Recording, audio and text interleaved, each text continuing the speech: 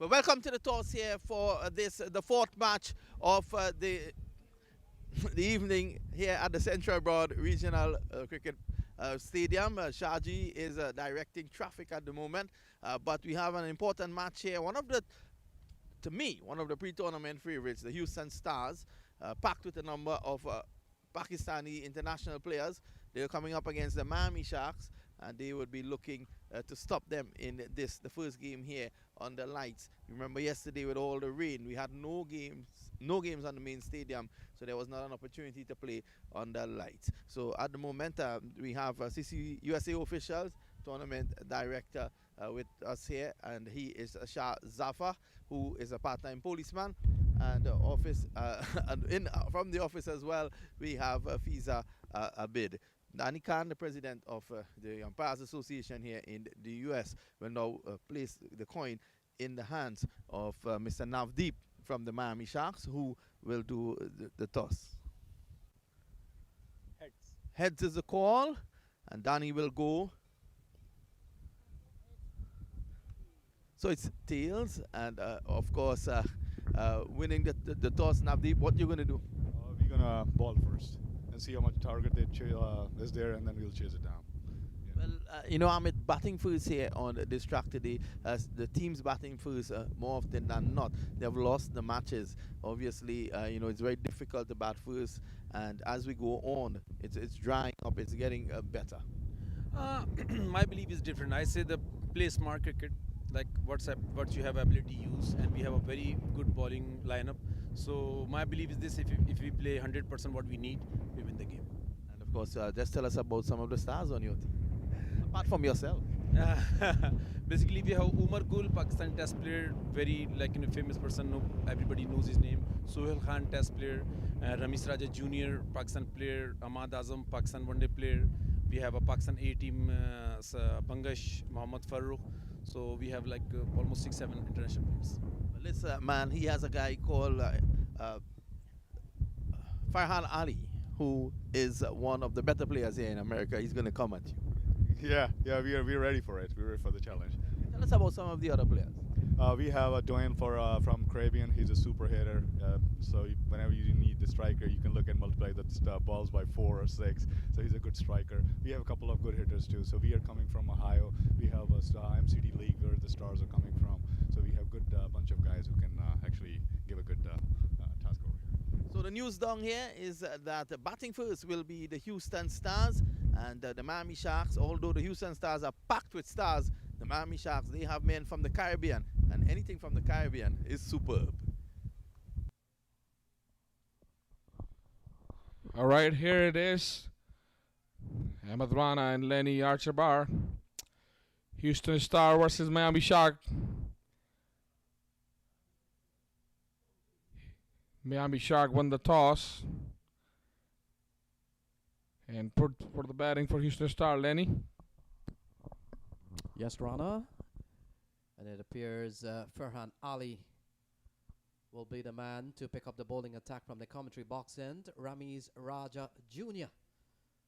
will be the man to face the first ball. So we have a good contest on hand. We have seen very good contest in the game so far, Ahmad Rana, in the stadium. Number one, it's competitive cricket.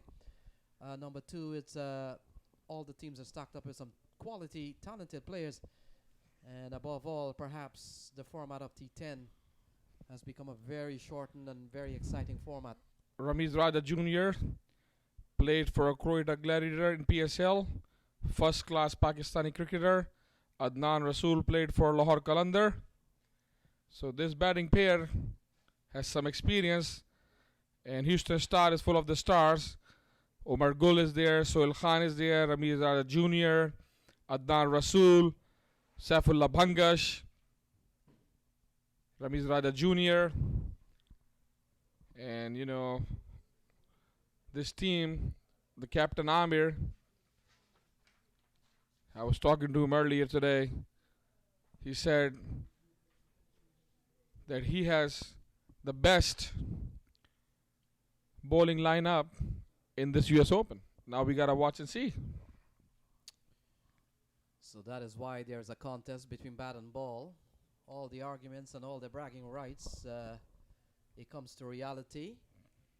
And let's see who will win this cricket match. Winning a cricket match not necessarily mean that the team is better than the others, but at least it proves 1 point on the field of play.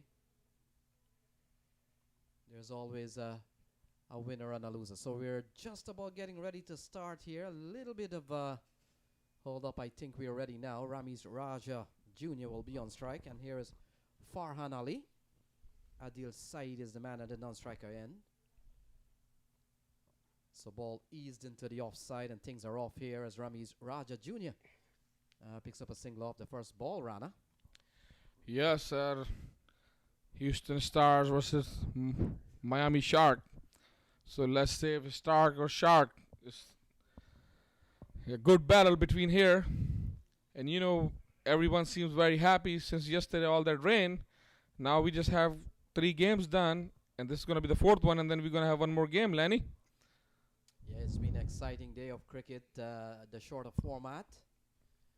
And if you thought T20 cricket was in the fast lane, well, we're on the Autobahn here with the T10 series. So Adil Saeed comes into strike as Ramiz Raja Jr. would have quickly changed ends between the 2 batsmen here. Farhan Ali is the bowler.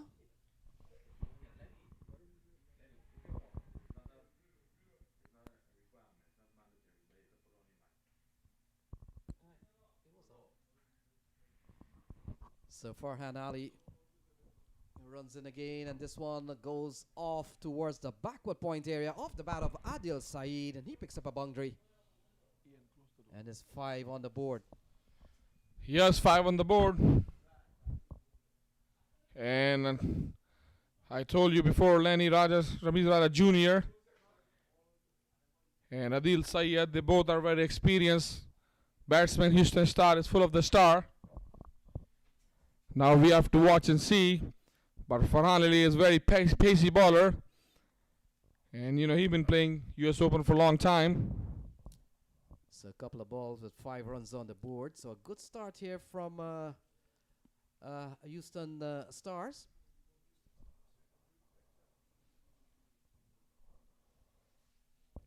There's a little bit delay because Adil was taking his time. I think under the lights they have to get their eyesight set before they can hit some 6s and 4, Lenny. So ball outside the off stump called a wide. We've seen a lot of wides in this series, and the funny thing, Ahmad Rana, they've been offside wides, so that's how the bowlers seem to be having a plan to really bowl full and wide outside the off stump. And of course, many of those wide might have been marginal, but still called by the umpires.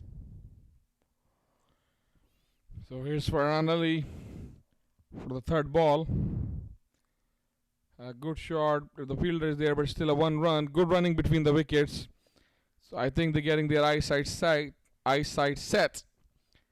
And Farhan Ali is a good pacey bowler. You can see it's not that easy to hit him for a 6 and a boundary.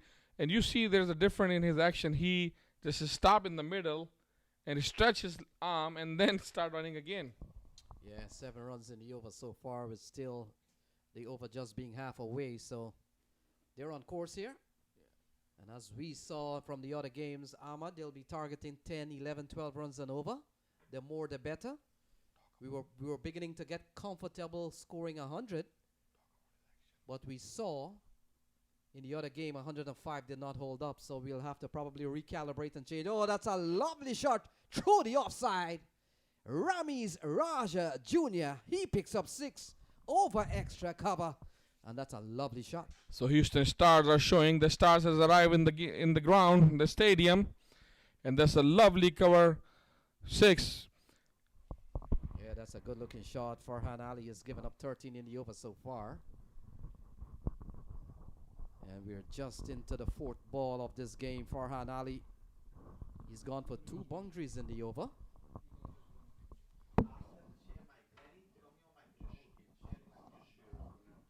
So a couple of balls.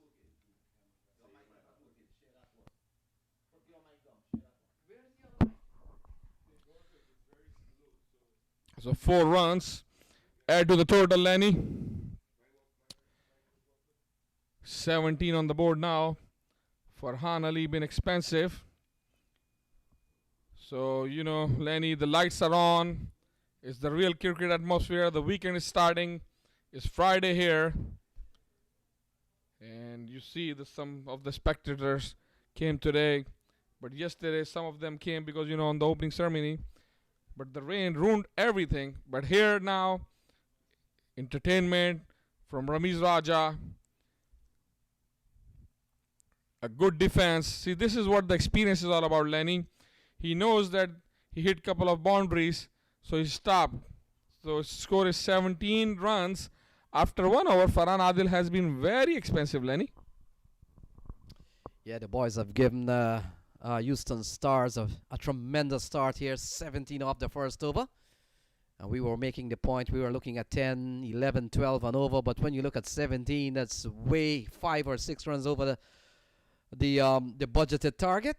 And so we'll have to wait and see who will pick up the attack from the far end of the ground. Number 1 has been given the ball here, Rana. Is 17 on the board.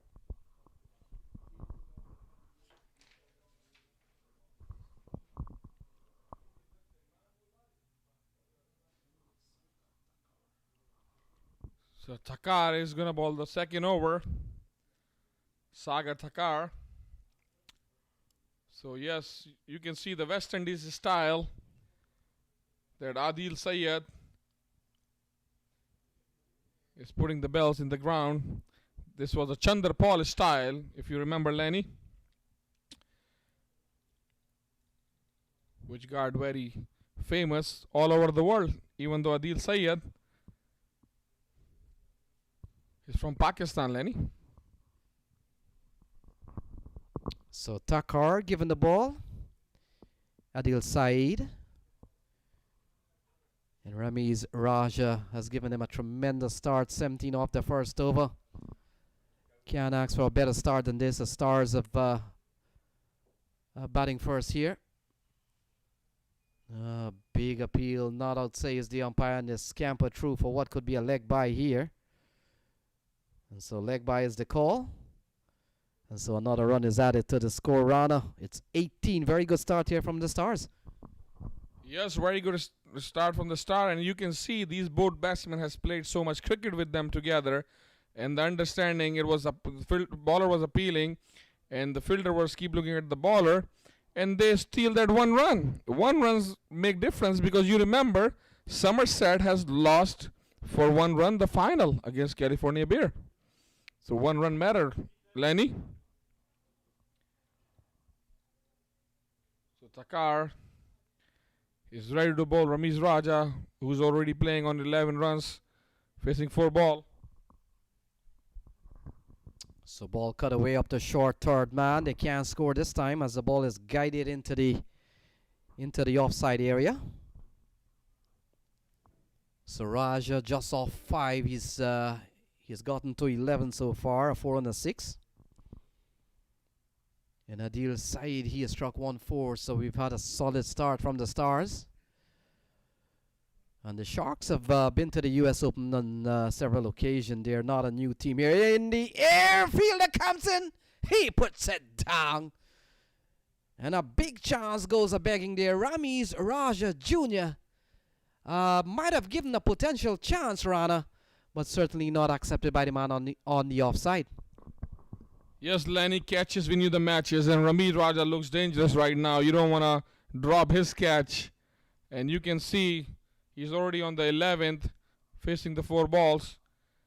And he's a dangerous batsman.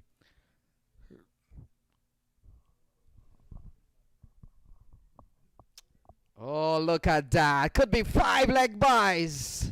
Scamper through for what could have been a leg byes, and then the overthrow comes.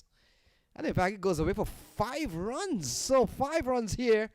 Oh, leg bye. So 5 leg bye is the call. And what a bit of disaster here for the fielding team. I think what Miami Shark needs to do, they need to calm down. It's just a starting of the game. And they are not playing 2020 cricket. They are playing T10 right now. Because the format has been shortened after the rain. And after 1.3, you can see 18 runs are there already. You know, and Ramiz Raja Jr. on 6 and Adil on 5. So here's Adil ready to face Tucker. A very good ball, but misfielding for the fielder, which allows one by run, and the scoreboard moved to 24. Yeah, this is a very good start here for the Stars, and certainly not helped by some bit of sloppy fielding here from the Sharks. And sometimes you can't understand why a relatively good, a relatively straightforward take, concede a run, concede a bye, and then previous to that ball we saw 5 leg byes courtesy of a bad throw. If the batsman is scampering for a single, you might as well allow it to stay for a single. As Takar into bowl to Ramiz Raja Jr. He remains on 11. That's the completion of over number 2. And after 2, they're going 12 each and over, 24. Yes, 12 each and over and 24. And you know this is 10 over inning. So far so good for Houston Stars. Houston Star is full of the stars. Let's see if this star can perform. Because big name, big game. But this is the roundup game so far. But we have to watch and see, Lenny. So far we see a lot of international players are coming to play this US Open. This is the biggest tournament in USA. And a lot of coverage going on, live coverage, especially from our TV team. Tassin Ahmed, Rashid Ahmed, Brandon Good, and Ronnie. And of course, Rod Lalman handling all this graphic and scoring for you. And then Zafar Shah, Fiza, Sufyan, and Vinod, they all handling the management part as well. And of course, we cannot forget our commentator Ian, Lenny, myself, and Vinod Mamchan. So Lenny, the score looks very healthy and strong here. And the clouds are coming under it, but I think it's not going to be raining. We are going to have this 2 more games here because God is on our side now. Yes, Rana, we hope not. We've had good cricket all day. Jagdeep Randhawa has been given the ball. And we come into ball to Adil Saeed. Adil Saeed has been relatively quiet, Rana. And we've seen a lot of action from Ramiz Raja Jr. So here is Randhawa. Ball played up towards the onside, and they go through for a single, what should have probably been a dot ball. So the fielding here from the Miami Sharks hasn't been really one of the better display we've seen in the ground all day. And we've seen some sharp fielding from the other teams, but certainly not Miami Sharks so far. Yes, Dhoni Nathiel was the fielder for 3rd over. Ramiz Raja Jr. on 11 after facing 8 ball. Adil is on 6, facing the 5 ball. Current run rate is good, 11.5. Lenny. So Jagdeep Randhawa comes into the attack here with 25 on the board already. Ramiz Raja, top first-class player out of Pakistan, very talented batsman. And he joins a long list of players who have made it to the US Open with a lot of talent, and players who have played at the international level, players who have played at the Pakistan first-class level. And they all add to the quality of this tournament here, Ahmad Rana. Always good to have some top players that really makes the league. And certainly they have come out in their numbers here at another US Open, this time the 11th edition. And we're coming to you live from Broward County Stadium in South Florida, Fort Lauderdale, in the southern part of the United States, the southern tip of the United States, where the weather is not at all cold. And this ball played up in the air. He's offered a chance. Put down. Difficult one. And Ramiz Raja goes up to 12. It's 27 without loss. Perhaps a little bit of a chance there, but a tough one. And in the end, another single goes to Houston Star. Yes, Lenny, like you said, the big players, the big name, big games. And of course, it will make the league famous. And viewers all over the world want to see these big players playing here, like Umar Gul, Sohail Khan, Ramiz Raja Jr. So here's swing, appeal from the keeper, but the bowler was not interested. It's just one run going to be added to the total. It's 28 runs after 2.3. So Lenny, see, here's the difference. Now you see the big teams with the big names and, coming over here. But, sometimes you don't need just big names and big games. You need the team understanding between each other. You need to make a combination which will help you to win the matches, win the game. Oh, what a shot here from Ramiz Raja Jr. Short, no ball, asking to be hit, given a lot of it. And he pounces on it. What a shot here from Ramiz Raja Jr. And it goes square on the offside for 6. Yes, you see the good package come in a small size. Sachin Tendulkar, Ramiz Raja, and sometime, they say short and sweet. So Ramiz Raja has played a couple of big shots so far, 2 sixes and 1 4. Ball short and given a lot of width here from Jagit. And ball smashed over the offside. That's a sign of a very quality batsman. Doesn't allow loose bowling to go by without being taken to the cleaners.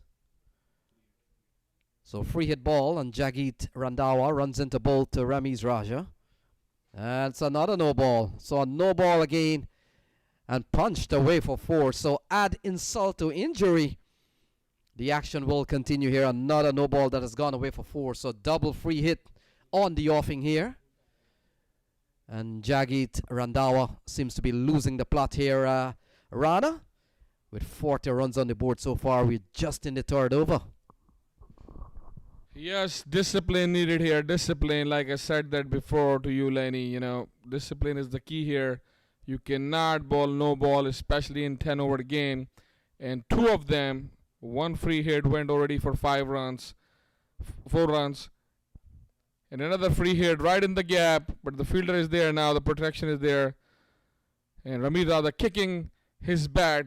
He knows that was a free hit, that he needed that boundary. But the score moves to 41 run.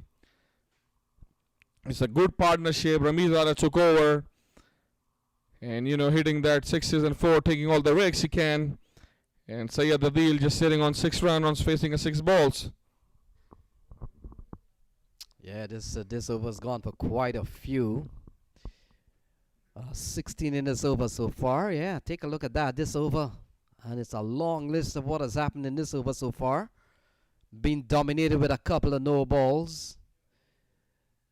And a couple of no balls that has gone for pretty much the full amount. 1 for 6 and 1 for 4. So Jagit Randhawa runs in again to bowl to Adil Saeed. And now he helps himself with a 1 bounce 4 over square leg. And that's a lovely shot from the left-hander. The assault continues here at Broward County Stadium. And this time off the bat of Adil Saeed. Is 45 on the board. So yes, it's great to see the entertainment here. A big, long over and expensive over from Jagit. Adil Sayed has joined the party too. The score moved to 45. Current run rate is 15.5, Lenny. 15.9 actually. And last ball of the third over still has to be ball. So here's Jagit.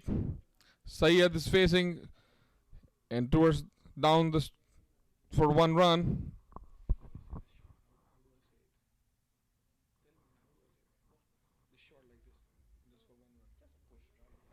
Push drive for 1 run. 46 run, Lenny, 3 overs. Star showing what a star is all about. Amir, the captain, should be happy. And you can see on the right side, their dugout, they're all cheering up. And Ramiz Raja Jr. has provided them a platform over here, Lenny. And the partnership moved to 46. And under the lights, this is what is Florida, Broward County Stadium, Florida is all about.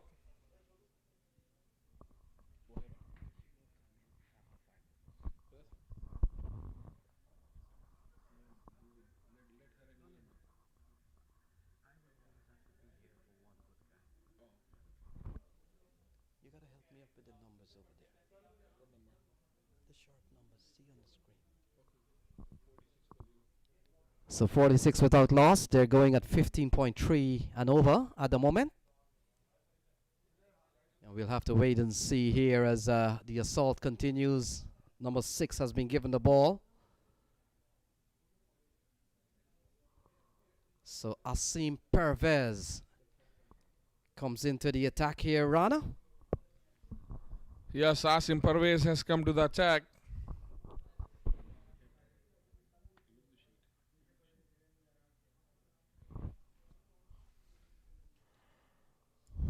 So change of the bowling. Let's see what Asim Pervez will bring for Miami Shark here. Here's the first ball. A good defensive ball, a good fielding from Asim Pervez.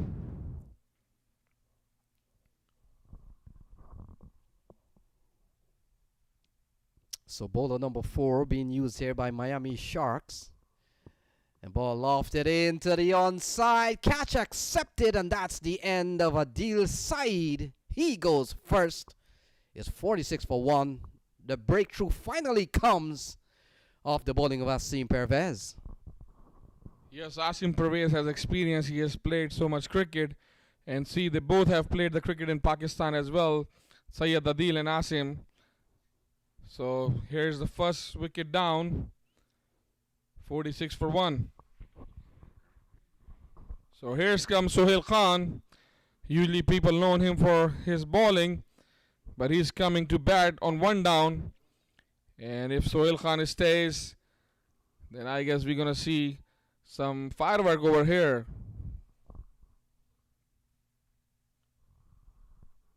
So the Houston Stars sending Sohail Khan up the order. And they're keeping Adnan Rasool. Hamad Azam is there. Muhammad Farooq is there. And they all played, first class matches together. So they have so much experience in this tank. But good comeback from Miami Shark. From Asim Pervez, breaking that dangerous partnership which was going for 46 runs.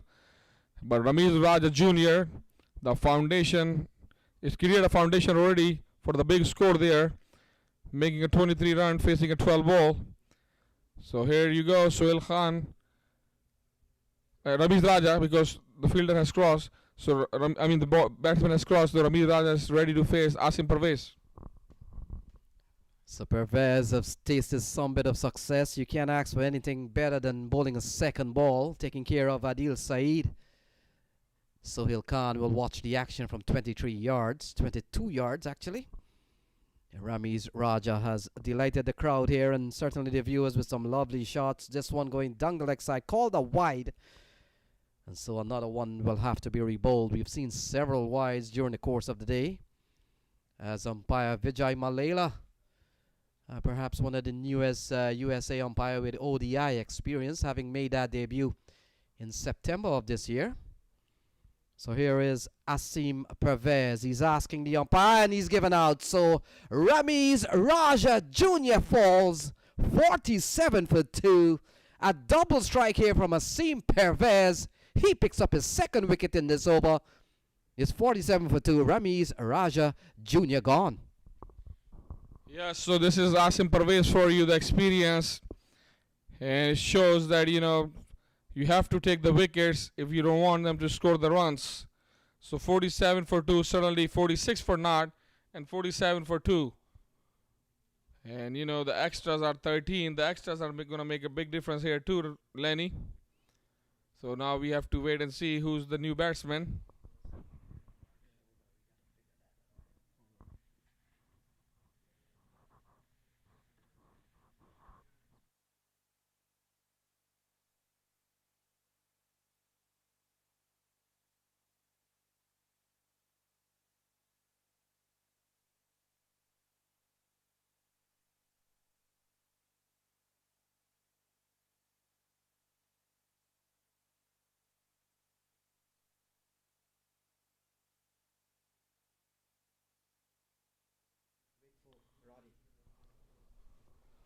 Hamad Azam is the new batsman. And played for Pakistan, Played for first class, played for franchises in PSL. This is the second time he is playing in American soil. The last time he played in Chicago. A good all-rounder. And Sohail Khan is there. So let's say Hamad Azam, Sohail Khan. See, they both are from northern provinces and both belongs to Pakhtun family. And Pakhtun are usually very strong people from Pakistan. Yes, Rana. Ball guided away nicely here by Azam. The keeper has to give chase, and will he win the race? The ball slows up, allowing a couple of fielders to come in here quickly. So 3 runs off the bat of Hamad Azam. He gets quickly off the mark.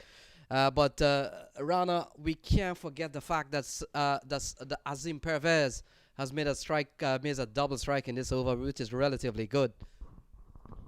Yes, I agree with you. The fielder was Daniel. Donny Daniel. He's a big man, big player.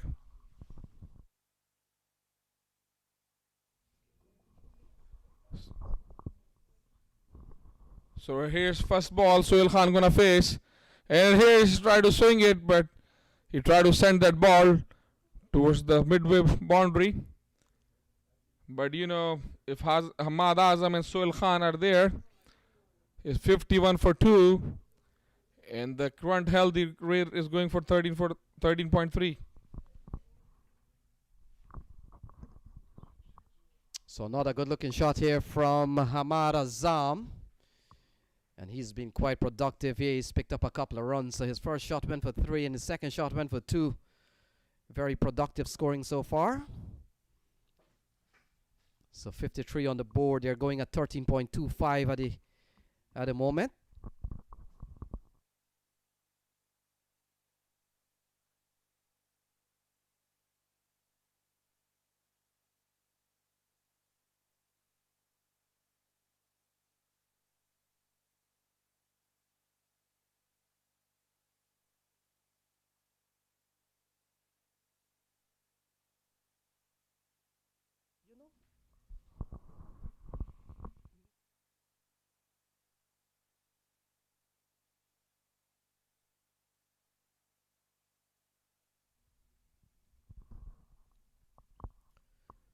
So another bowling change, it appears, as number 7 comes into the attack here.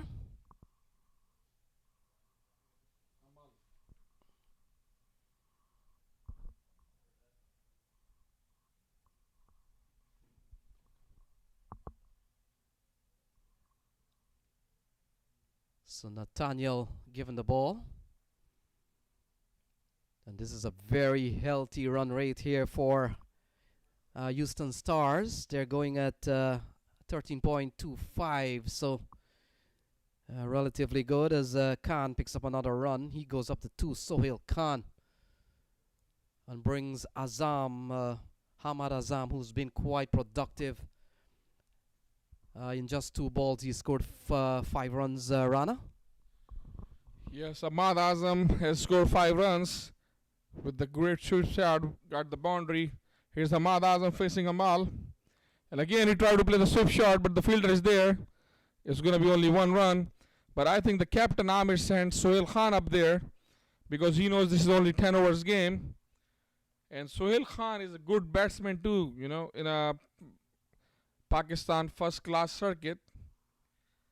So here it is, Amal ready to ball and Sohail Khan. And here he's trying to swing the ball, but it's out. See, Hamal has strikes. So this is what happens. Sometime when you send your hitter up, sometime you hit it or sometime you miss it. So this time Houston Star has missed it here by sending Sohail Khan up. And good bowling for Hamal. So Houston Star losing the 3rd wicket on 55 runs. So another wicket goes down. The dangerous Sohail Khan goes. And off the bowling of Amal Nathaniel. And so Ahmad Rana. Miami Sharks beginning to fight back here. The wickets falling at 46. We saw 46 without loss. Now it's 56 for 3. Yes, 56 for 3. 55 for 3, pardon me. So you see spinners are doing the good job for Miami Shark. 55 for 3. Now the new batsman is Mohammad Farooq. He plays in Houston Cricket League, and he plays the first class, Pakistan first class from Karachi. Mostly this team belongs to Karachi, Pakistan, especially, you know, Ramiz Raja Jr., Mohammad Farooq, the captain Amir. So Farooq has played a lot of cricket and a lot of experience. He is the middle order batsman. So Amal is struck. Sohail Khan is back to the pavilion. Farooq is ready to face Amal. See, that's where the experience comes in. He played the first shot, cut shot. And Farooq plays like Moeen Khan of Pakistan, the wicket keeper. Yeah, lots of experience there. So Hamad Azam, he's on 6. It's 56 for 3. Sharks are beginning to fight back here. They've picked up 3 quick wickets here. Amal Nathaniel, he has tasted some bit of success in this over so far. And we've got 32 balls remaining. Here is Amal. And ball driven straight back to the bowler, can't score. Azam remains on 6. And we are into the 5th over, being bowled here by Nathaniel. Yes, Hamad Azam is there. Hamad Azam ready to face Amal Nathaniel. And he wanted to play on the leg side, but he see the ball on the offside, so he play the offside. See, this is what your mental strength come up to, Danny. So this is after 5 over, 57 for 3. It's going to be a commentary change. So, Lenny, I'm going to be on a break.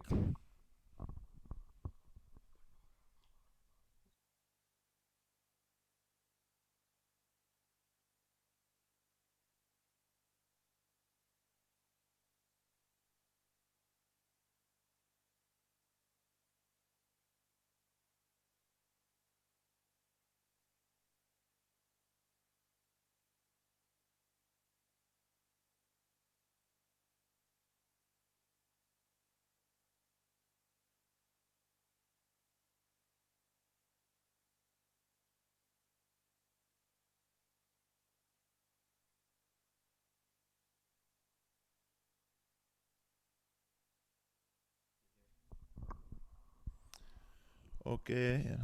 It's good to be back in the seat again to see the Houston Stars against the Miami Sharks. So Miami Sharks taking the bat now, 59 for 3.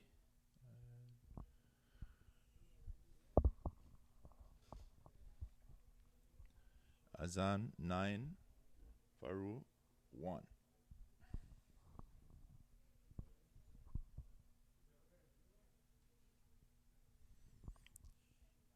That's a nice run down through the slip region, and it's going close to the boundary.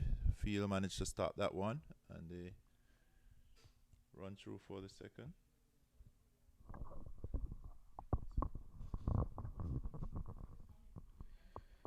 So 3 runs off the bat of Hamad Azam. They're going at 11 runs and over 11 runs and over. Mohammad Farooq is the man on strike. He's 1 off 1. We've got some 28 balls remaining. A good crowd watching this game, as you can see. And Pervez, he's picked up a couple of wickets in his spell so far. He's bowled relatively well, considering Eon. We have seen a bit of sloppy fielding from the Miami Sharks, but nothing beats a couple of wickets, and they've picked up 3 very quick ones after there was a big posting. This one is cut away nicely by Mohammad Farooq, and it goes away for 4. It's a lovely shot, finding the gap towards the third man area. Is 66 for 3. Yes, so the Miami Sharks, they haven't been doing so well inside of the field, but they managed to get 3 quick wickets, which basically changing the game, because the Houston Star was going great at 66 for 3, and we're just in the 6th over, so it's a game on here. So, and that's a play and a miss there.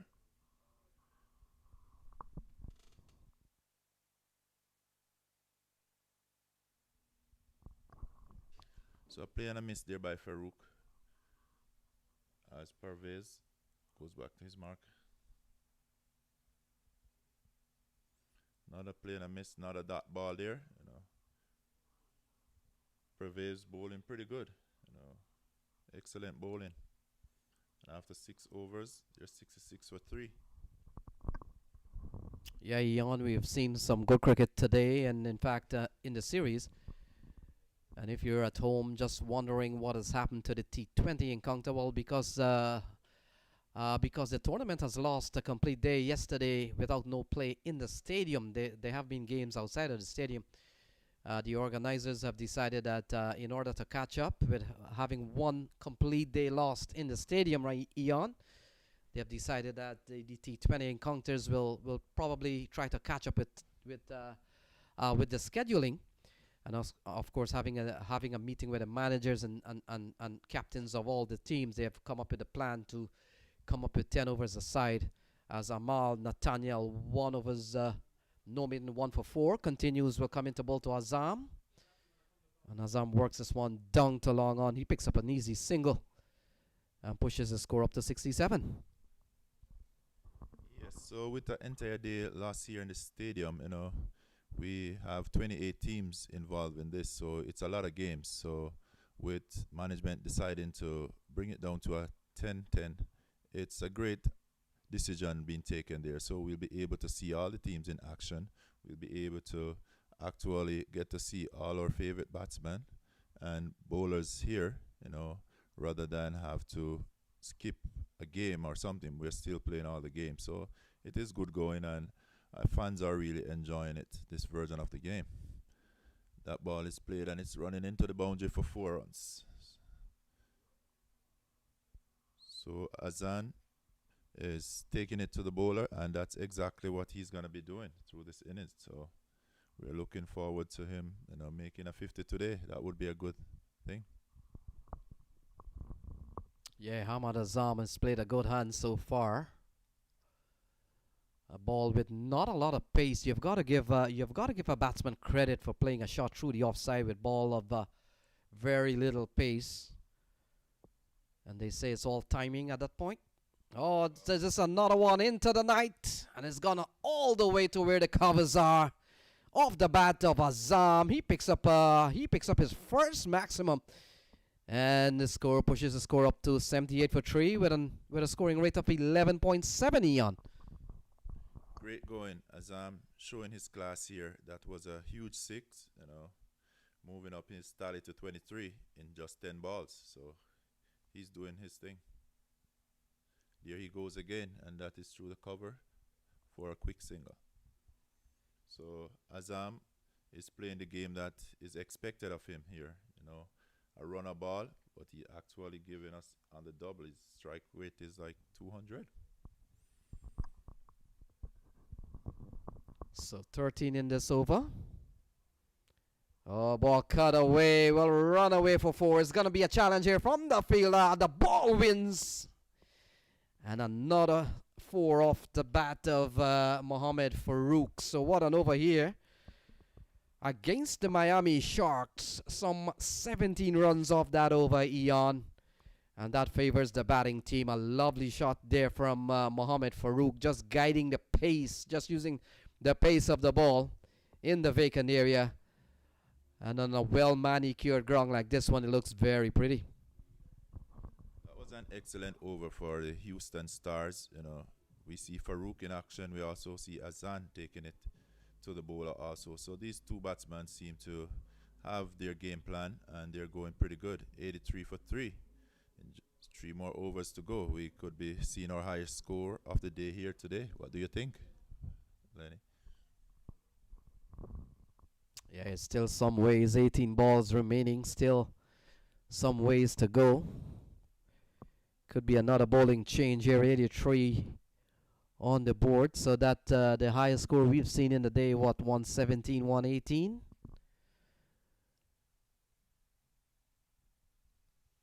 So Hamad Azam, he's batted well. And Farouk has supported well enough too. So a partnership of 28 so far. And this one is struck into the deep area. Long on it goes. And it goes for a huge 6 off the bat of Hamad Azam. Lovely shot straight down the ground, Ian. Definitely, Azam is on his game here. The mindset is perfect for this type of a game. 10-10, we need runs, and he's basically producing 30 runs from just 12 balls. What a way to go.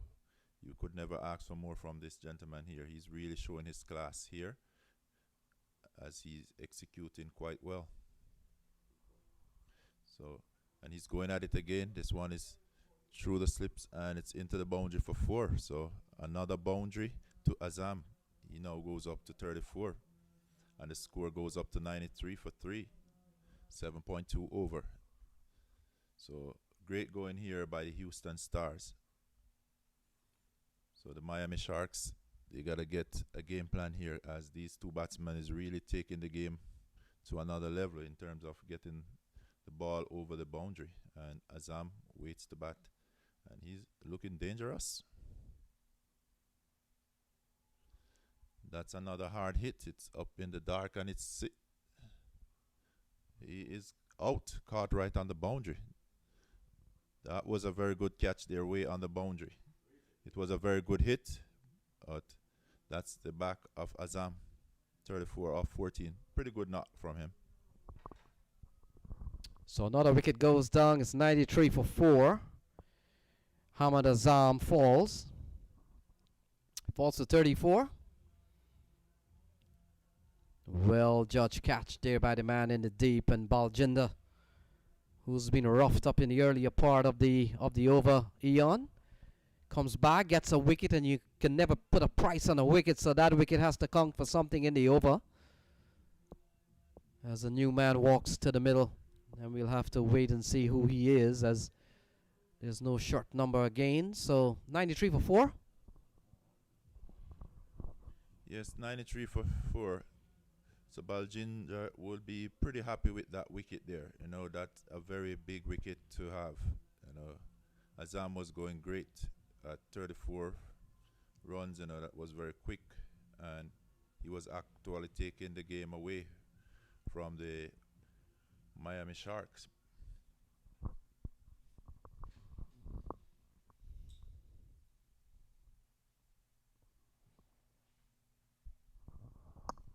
So to join Farouk at the crease is Omar Gul. So he's another international player here.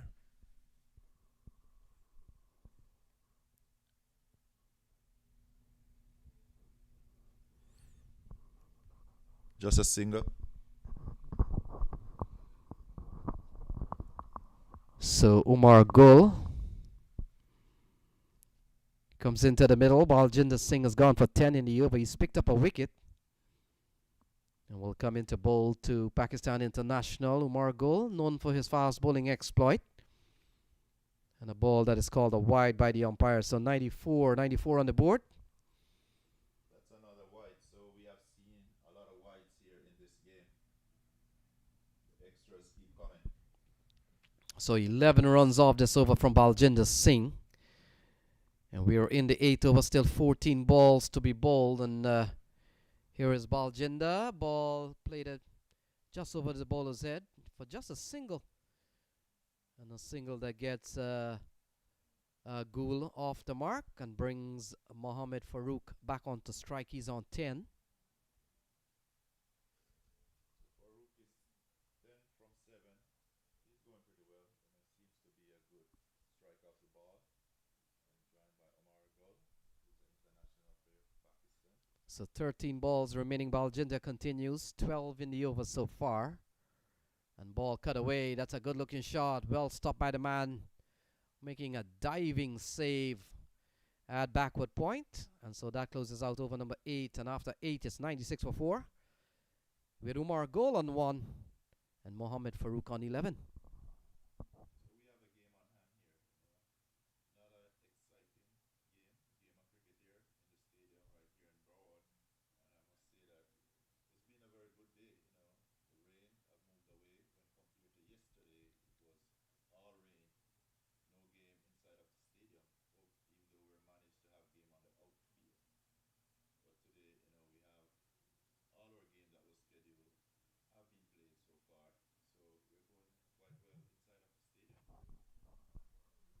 So we've got 12 balls remaining. And Eon, the highest score today, probably what? 116, 117, I think? Okay, so we've got 12 balls remaining. And we got 21 runs to get, just to put a target on what could be the highest score in this stadium.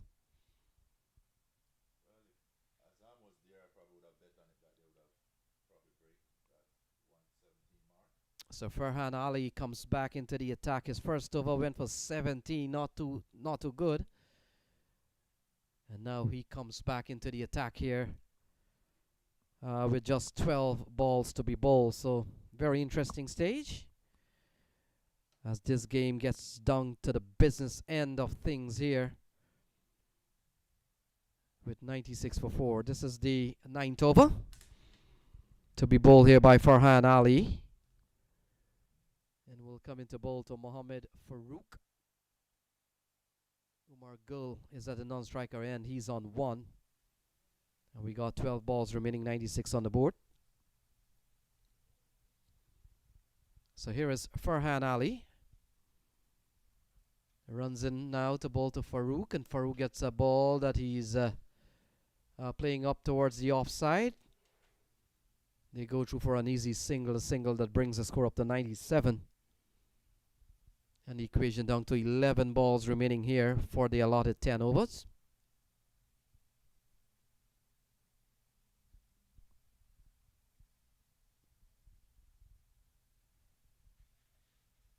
So we've had a full day of cricket.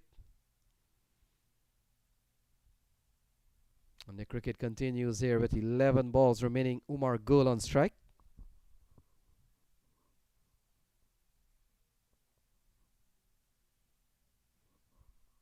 And here is Farhan Ali. Runs into bowl to Umar Gul. And Gul skies this one in the air. The keeper calls for it. He doesn't take the catch. And so Umar Gul survives. Ball into the night. A long way. The keeper may have called for it. And he puts it down. So not a good effort from the keeper there, Ian. 98 for 4.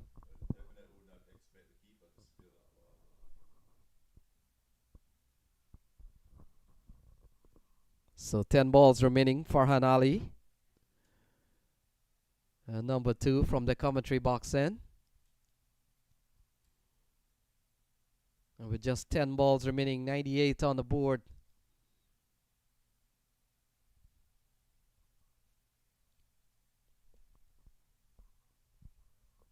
Farouk on 12 of 9 balls. And Farhan Ali is bowled 1.2, none for 19. Ball tucked into the onside, running up towards the square leg boundary. Protection out in the deep, and so only a single run. 99 on the board, Ian. On the verge of getting a 3-figure mark. On the verge of getting 100 here. And so we still have got 9 balls remaining in the innings so far.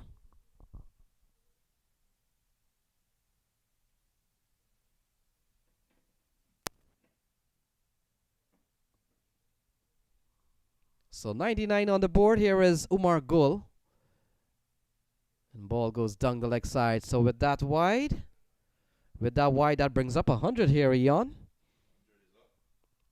In the 9th over. Being bowled here by Farhan Ali. 4 runs in the over so far. And we're down to 9 balls remaining, 9 deliveries remaining. Umar Gul on strike.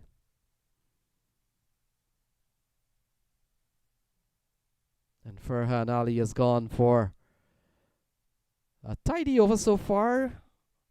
Just 4 runs off the over. And ball played into the onside. Could be looking for 2. They're running quickly. And touch and go again is Umar Gul and Mohammed Farouk. It's 102 for 4, Ian. Well, it's looking pretty good. We have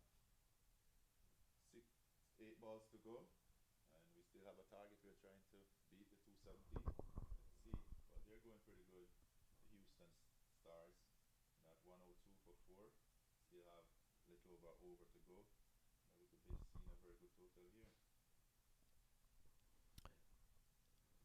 So 8 balls still remains. And Ian with an over that has cost Farhan Ali 6 runs so far. You've got to give him credit bowling into the death here. He's bowled relatively well.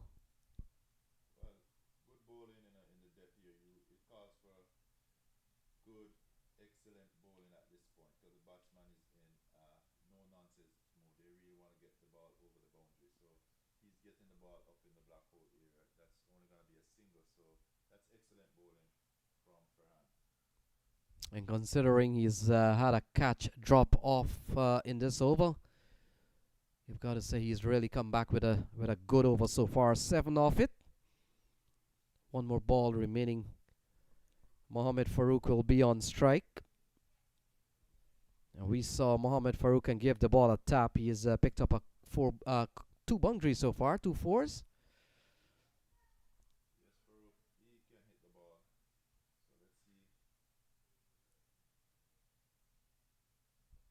A bit of a top edge, but it doesn't matter. It's gonna go away for 4. So good looking shot here from Mohamed Farouk, and so a relatively good over comes to an end and finishes 11 in the over. So 11 in the over, and at the end of 9, they're batting at 107 for 4.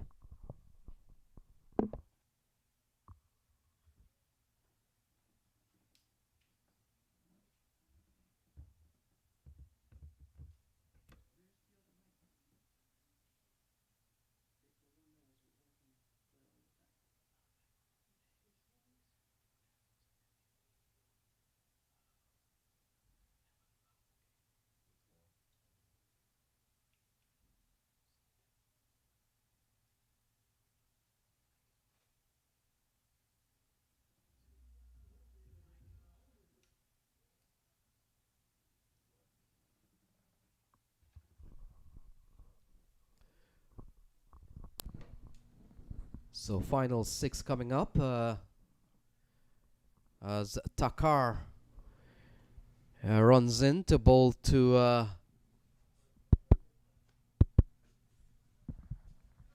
well, he doesn't bowl, and so the famous dead ball signal here, Eon, as we come into the last 6. What is our target in this over? 11 or 7? 11 or 10? Well, we're looking at 12 runs will do the trick. So let's see, 2 run a ball.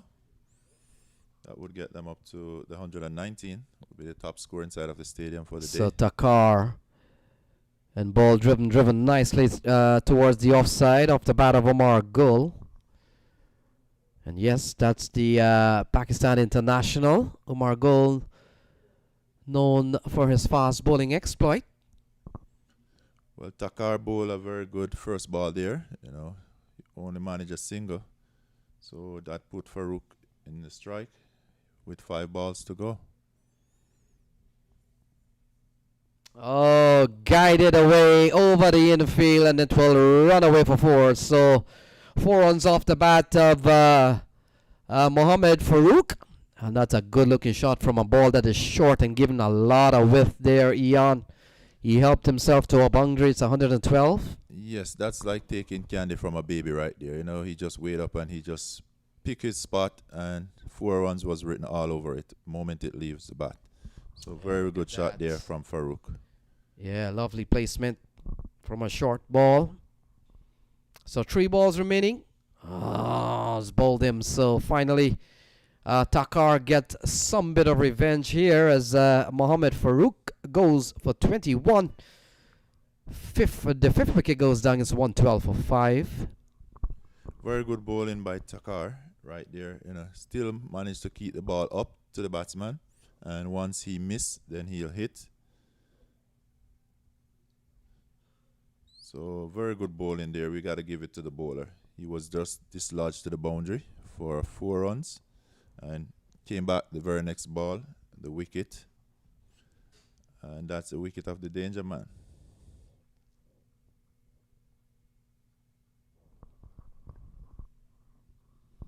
Yeah, the wave of goodbye here from Takar. And that's a good send-off, Ian. Always delighted when a bowler gets a wicket. Definitely. As Bangash comes to the middle with a couple of balls remaining. And Saifullah Bangash, the man on strike. Takar comes in to bowl to Bangash. Bangash goes high in the air. And after spending some time in the air, that ball falls in no man's land, so it's a single. And can this ball go for 6 and break all the records here for the highest team score, Ian? Or? Well, we await this ball, you know. The one before, we see Bangash got that one way in the skies, but did not go over the fence. So we look forward to this ball to see what he'll do with it. We're 113 for 5. So Umar Gul on strike. Final ball. And Gul will probably get one. We'll wait and see. They're scampering for a couple of runs. 2 runs to finish up here. So they end at 115. Might be another ball coming up according to the scores. Yes, we have another ball to go. So 115 a chance to get past 118 if this goes for 4. Once we have a boundary, we'll have a record right inside the stadium for today. So Takar runs into bowl to Umar Gul. It's 115 on the cards. 115 for 5. And Gul gets a single out towards the onside. They're looking, well, batsman looking for some interest in 2. So that finishes up the inning. It's 116 for 5 off 10. 116 for 5 off 10. And so that's the latest score here. Gul finishes up on 9 not out. Bangash on 1. And so the situation here is 117. That's the look of the last ball. So 116 at the end of 10. And Ian will wait and see until the scorecard comes up and just finishing up here. So 116 at the end of 10. 116 for 5. I'll say that is a pretty good score given the nature of the day and what we have seen today. You know, it's a very good score to defend, and we're looking at the batting for the Houston Stars. Raja Jr. managed to get 23, Azam 34, and Farouk with a very welcome 21 run.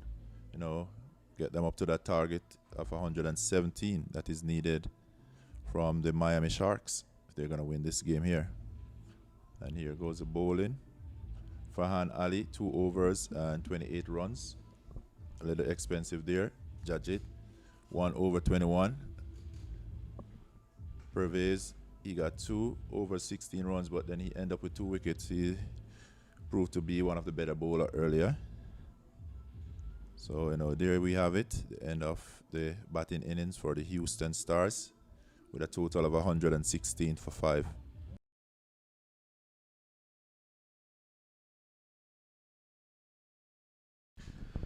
Well, welcome back to our coverage here at the Central Broad Regional Park. Sohail Khan, the Pakistan fast bowler, is going to take up the attack from the far end. Here he is, a big man, Sohail Khan, a big unit. And this is down the leg side, worked away, runs here. They take 1, Nathaniel. He is going to go back for 2. So big Dunde, Nathaniel. He is off the mark. Score is 2 without loss. Yes, we know 117 is the target. Sohail Khan is putting all his pace and bending his back here.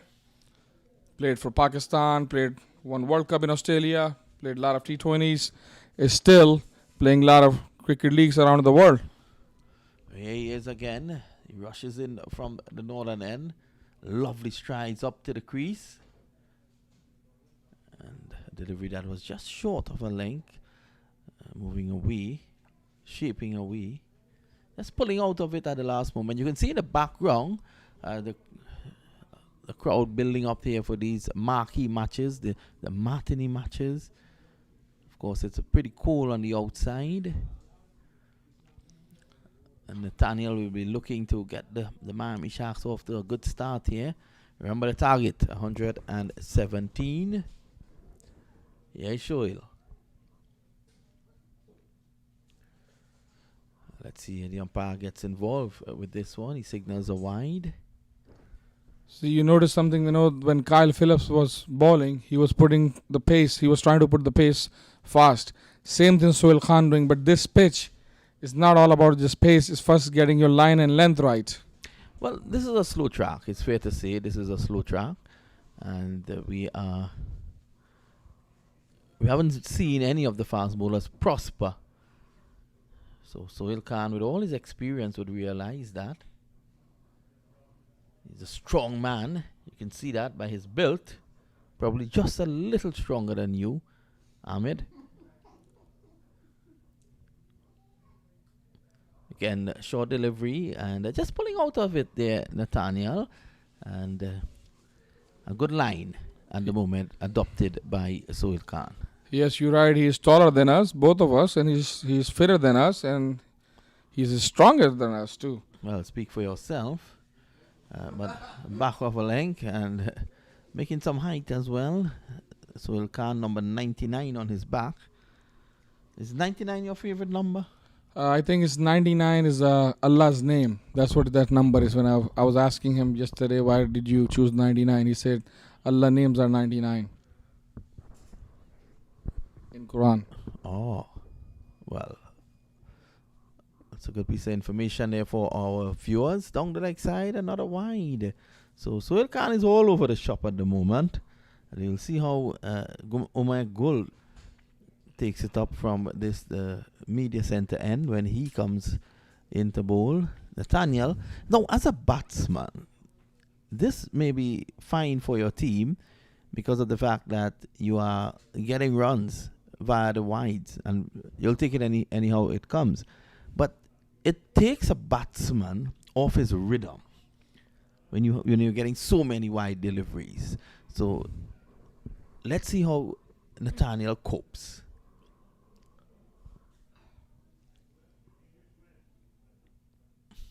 That is a delivery that, again, back of a line, pushed away quietly on the onside for a single. So yeah, he has finally felt it onto the bat. Yes, you're right. The concentration is very important because this is, even though US Open 2019 is 2020, but because of the rain, now we are playing the shorter format, 10 over each inning, and 117 required run rate is 12 run, Vinod, and over. Well, it's early days. I don't think the required run rate should be a factor at this point in time. It's early days, and these two batsmen, they need to just get a rhythm going. And that's a very good delivery there from Khan. You can actually see that delivery pitching just back of a length and moving away from the right hander. You're squared up, trying to cover the line of the ball, and he gets a single on the offside. So the score now is 7 without loss. Prasanjit is off the mark. You can see Umar Gul is warming up here. And the keeper is Saifullah Bangash. He played for Pakistan under 19. And he's a first-class cricketer as well. And on the slip, you can see number 86, Mohammad Farooq. Plays a lot of first-class matches and been living in Houston for the last 10 years. And this team, Houston Stars versus Miami Shark. Here's Sohail Khan again. Outside the off stump and just fanning at it there was a Prasenjit. So it's clear that he's getting the ball to shape away from the right-handers. But it's the end of a very long over there from Sohail Khan. 7 runs coming off it. And at the end of over number 1, the Miami Sharks are 7 without loss. Let's have a look at his bowling stride. It's lovely high action. That delivery just short of a length, moving away and just fanning at it. A poor attempt at getting a run there from Prasanjit. He was nowhere near the line of that delivery. Yes, very good action. 110 requires in 54 balls. Well, Umar Farooq is going to open the bowling. Not Umar Gul as we thought. Houston Star versus Miami Shark. Let's say if Stars gonna catch the Shark or Shark gonna eat the Stars. Yes. You have me dumbfounded there, Anna. Yes, he tied me up like a shark. At the moment, 7 without loss. Farouk. Right arm off spinner. This is down the leg side. Worked away by Big Nate. Can't get a run. A loose nut that he got away with. The wrong line there, Ahmed Rana.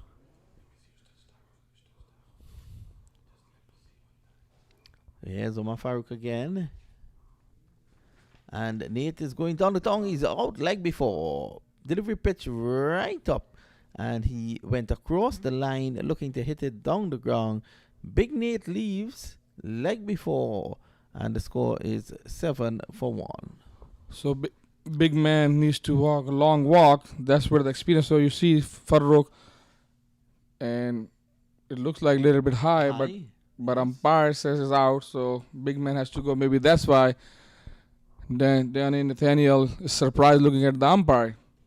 Yes, I think that he is well within his rights to be disappointed there, because that delivery seemed to have been going over the stumps, because it was on the way up and it struck him around the hips. And the umpire was very quick to raise his hands. So I think he was undone there. The score 7 for 1 in over number 2. So that's where the Farouk bring all his experience for Houston Stars.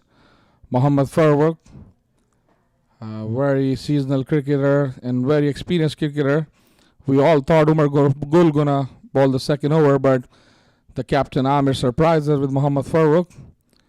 And he knows Donnie Nathaniel likes to hit the ball, but yes, you're right. It was a little bit high, and Daniel was disappointed. But umpire is the final call. So Baljinder is the new batsman who is in there.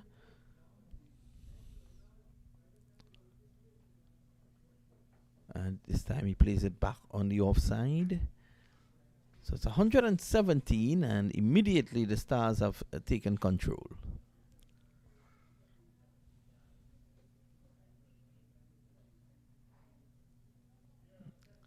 So just trying to get a feel of the ball onto the bat. Is this going to be the first over, the maiden over of for today? Because seems like 4 dot balls. Again, played back on the offside. So this is a good line, if not anything else. A good line adopted here by Farouk. You can see my goal there. Feeling a bit chilly. This time he's trying to go down the ground, and he does it well. He's using the long handle. You look at that grip on his bat. He's using the long handle, and he spoils the over there for Farouk by hitting him straight down the ground for 6. Baljinder is off the mark. And at the end of over number 2, the latest score, the Central Broward Regional Park, the Sharks are 13 for 1. Seems as if Gul is in discussion with Amit, and he's going to come into bowl from the far end. Omar Gul. Very wiry figure, won't you say, Ahmed? Yes, Umar Gul, a lot of experience all over the world. You know, a big name for Pakistan. Played a lot of test matches, and a lot of one days. And of course the T20, and when Pakistan won the World T20, he was part of the team. And now he's been playing around PSL, he's been playing around a lot of leagues all over the world. And here the first time he come to US, and US Open 2019, brought him here the first time in USA. Yes, he's just warming up a bit. It's very chilly. Of course, he's an experienced campaigner. He would have played a lot of cricket in New Zealand as well as England. So it's no stranger. It's no strange thing for him to play in conditions like this. Yes. And, you know, Houston Stars is full of the stars. Yes. Like US All-Star. A lot of stars are here. Like the commentary box as well. You're here. Mr. Thomas is here as well as and yourself, Mr. Vinod Mamchan. And yourself, Vinod Mamchan. We always put you top of the list. If you see the commentary schedule, you are number 1 over there always. I aspire to be you. And I know it's a lofty ambition. I'm aspiring like you, because you travel all over the world, and you are journalist, the writer, you know, commentator, the presentator. I think cricket is in your blood. Here you go, the first ball from our goal. Yes, goal from the far end. down the leg side. It's signaled wide by the umpire. A good collect from Saifullah Bangash. So maybe this their first time playing in the turf wicket in the stadium, and they've been playing in an AstroTurf. So maybe it's a little bit different than playing here. So Omar Gul, of course, he would have all the experience in the world. He's gonna adjust. More often than not, he gave Pakistan early wickets during his playing days for them. Still looks very fit. And I remember you were telling me that when he come to West Indies, and you followed him, and you met him. So tell the viewers about Umar Gul and the West Indies trip. His goal again. Yes, it was a situation where the news was not good for Pakistan, as this is down the leg side again. So goal has sent down 2 wides. It was not a good campaign for Pakistan, the 2007 World Cup. They were defeated by Ireland in the first round. They were knocked out of the preliminaries. And they also lost their coach, who tragically died. And it's a situation where it was not a happy time for them. But he was one of the standout performers at the time. I quite clearly remember that. They were pitted to play 3 warm-up matches in Trinidad and Tobago. And, from there he took up the mantle and did very well. So that's a better delivery there from Gul. It's pushed away on the offside. And they get 1. Pakistan seems to be, over the years, they've produced tons of fast bowlers. Yes, that was a bad time, and condolence to Bob Woolmer family and friends, and he passed away there, and we got out in the preliminary and lost through Ireland. You can see the action of Umar Gul in a replay, that he's bending his back and putting all the effort in there. This is for the youngster to watch and learn from him. Here's Gul. And that delivery cuts in sharply to the right-hander, Balchinda. Is it a leg by? Yes, it is. Yes, Umar Gul. And players like these coming to the US Open, they add so much. It's the only tournament where cricketers from America can get to rub shoulders with players of the caliber of Umar Gul. Yes, I agree. This is the biggest tournament in America, US Open 2019, brought to you by MAQ Qureshi and live coverage on MAQ TV.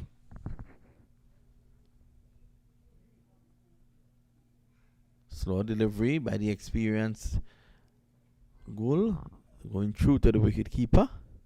Playing before that delivery actually reached him was Prasanjit. So they're struggling here, I dare say. 17 for 1. They still require a further 100. And they need that in 7 overs and 3 balls. Yes, extras has been given by Houston Stars 7 run. But, the partnership is only for 10 run. They need to start hitting the boundaries because the run rate is going to go up. Pushed away on the offside.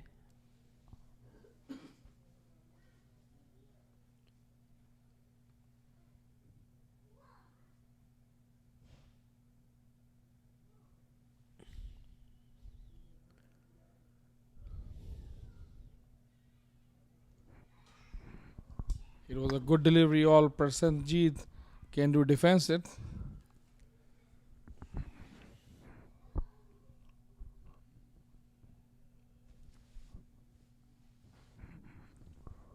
Umar Gul again, a good Yorker. Just missed the off stump. And good collect from the Saifullah Bangash. So he's warming up to the task at hand. Literally. So Houston Stars are performing like stars here now.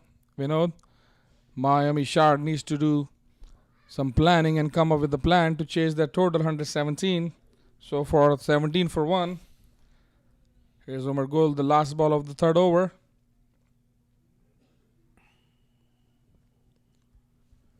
A good ball placed toward the leg side, just for 1 run. So 5 run came in this over. Scoreboard moved to 18 after 3 overs. Well, actually, it was just 4 runs coming off the over. And a good start by Gul. And in that 4, you had 2 wide. So a good start there by Umar Gul. As we have a look at his action in slow motion. Those arms pumping in front of him, taking the momentum forward. And that was a very good delivery.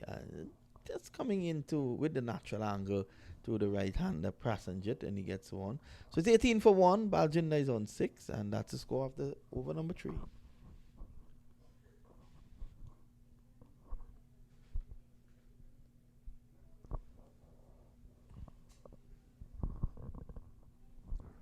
Mohammad Farooq is coming back for the attack.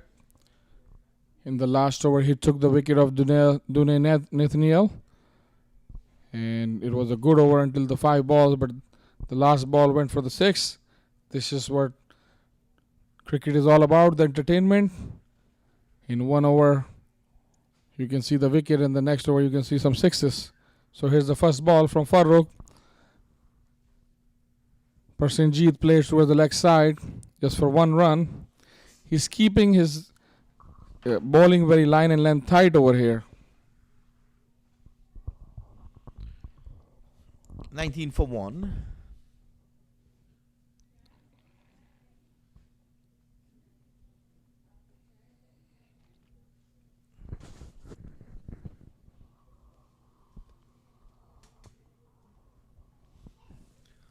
It's Farooq, and this is punched away by a magnificent catch there at the mid-wicket. Almost nonchalantly just snooping on that one and taking it up. What a catch. That's 19 for 2. Adnan Haroon caught that ball, and that's a good fielding second wicket for Mohammad Farooq, keeping a pressure on. You can see in a replay, he tried to force it towards the leg side, Baljinder, but a good catch from Adnan Haroon. Yes, he did put some sting onto that one. 19 for 2 over number 4. Jay Singh is the new batsman coming in. I'll tell you something though. Farooq has taken 2. I think that at this point in time, I'll firmly put the Stars out front. Yes, you can see in action replay again. This is what experience brings. And he put the fielder there before this over.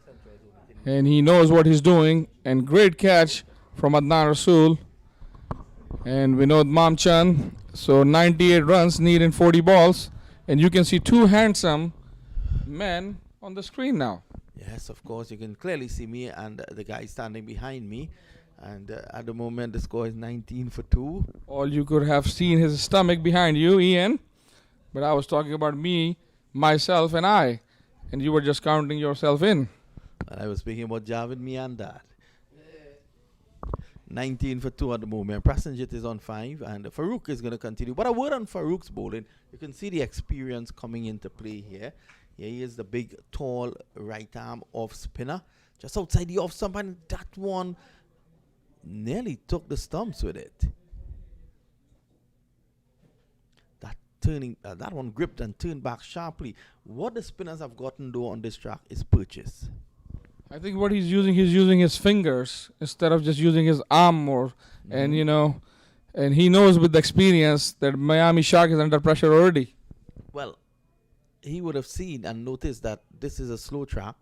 It's a track that is giving you some grip. The ball is not sliding on, so he's confident in using the fingers and the finger spin as opposed to using the arm ball as you're suggesting. Number 86 on his back. What's the significance of that number? Ahmed, do you know? No. 86. What's your favorite number? My favorite number, 11. 11. Any thoughts about that? The score is 22 for 2. That's a double 11. Any explanation as to why? I can tell you after this ball.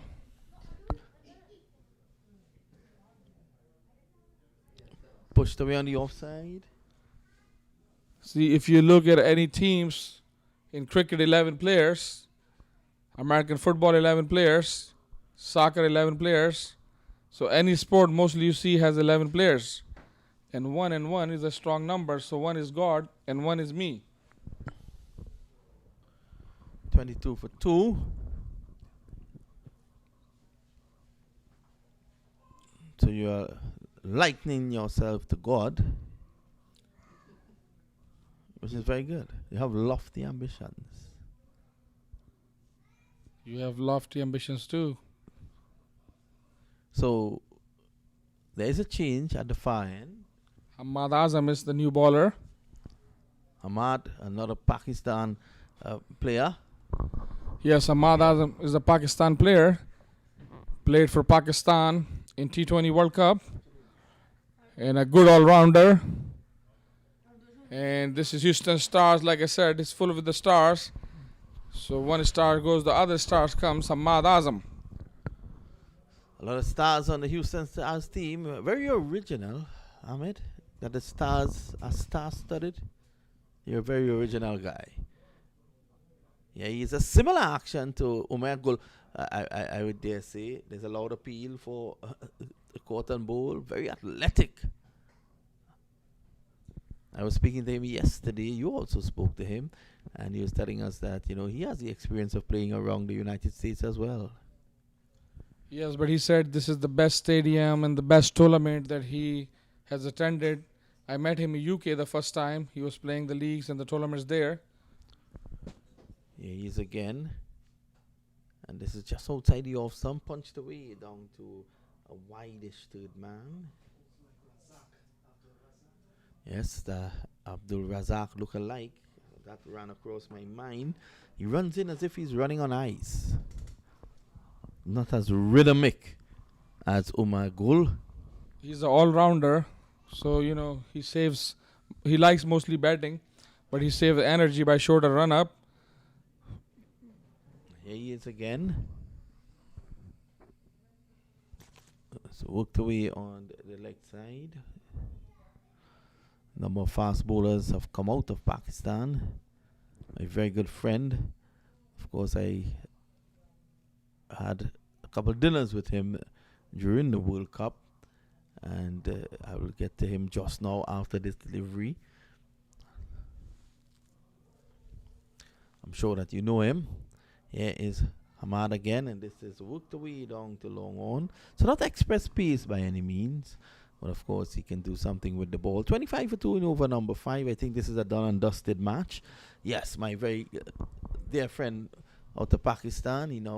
At 6 months of the year he lives in England, and the rest he's in Pakistan. And that's Safraz Nawaz. Do you know the name? Yes, I know the name. We know then it can tell us that you have a lot of experience. And it's a ball. To be fair, that one kept a bit low. It didn't. He went back. He was on the back foot, and that's the first problem there. It was not short enough to negotiate on the back foot. He went back, and even Hamad is suggesting that the ball kept a trifle low and just skidded through. And you're going to get that as the dew takes effect here at the Central Broad Regional Park. You are going to get a situation where the ball is skidding on. 25 for the loss of 3. One delivery to come. I'm going to ask Lenny to come in a bit earlier than scheduled. That's the one ball. So in the transition of the new player going in, Lenny can also transition himself next to you, and he'll be joined by the man with a very loud voice, and that's Mr. Thomas. One comment, your final comment before you leave and Thomas comes in. The final comment, the game is done and dusted. 25 for 3. Houston Star is showing all the stars that they bring to show they are playing the cricket on a professional level, and they are serious about this US Open 2019. And yesterday we could have games in the stadium, but today this is the 4th game we are playing, and I heard 2 more games to go. So entertainment and everything is going on so far. Everything looks good. So I welcome Lenny. So Dhaliwal comes in here with a lot of trouble here for Miami Sharks. They're struggling at 25 for 3. And not because 25 for 3 Eon doesn't look bad, but when you consider this is a 10 overs game and they're lagging behind in terms of getting 92 from 30 balls, then you understand the context of what has happened here today. And Houston Stars have played a very good game so far, and it looks like Miami Sharks will have to sink below. Yeah, it seems like the Sharks ain't biting today. 25 for 3. Right now, the required run rate is up to 18.4. We haven't even seen a team traveling at 18.4 all day. So, it's going to be an uphill task from here that we're midway, just 25 for 3. We'll expect them to definitely change their gear at this point. It seems like they're in park. Yeah, they've had to concede with some very good bowling, some quality bowling, the likes of Sohail Khan, Ali Farouk, Umar Gul, and then Hamad Hazam. So a powerful bowling lineup is the Houston Stars. And by posting 115, 116, they made sure that in addition to their bowling strength, they've posted enough runs perhaps to get the better of the Sharks so far. Definitely, they did what they have to do with the bat, and now they're doing it with the ball. Bowling a pretty decent line. So Haroon is the new bowler. Another wicket goes down, 25 for 4. So Haroon makes a perfect start to his bowling spell, given out by the umpire for leg before. And now at the start of the over, if we say Sharks were struggling, and with another wicket goes down off the first ball in this over, Eon, it's even more in the doldrums here for the Miami Sharks. Definitely, the Miami Sharks seem like they're going down without even a fight today. At 25 for 4 on Wheeling. Haroon, you would not ask for a better start. First ball, a wicket.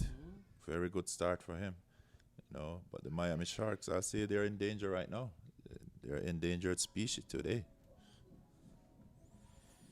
So, the Miami Sharks definitely have to change whatever game plan they had. They have to change it because obviously the top line haven't done it. So we're looking forward now to the middle to see what they have in store. But we definitely have to pick up the score in here. They definitely need some boundaries.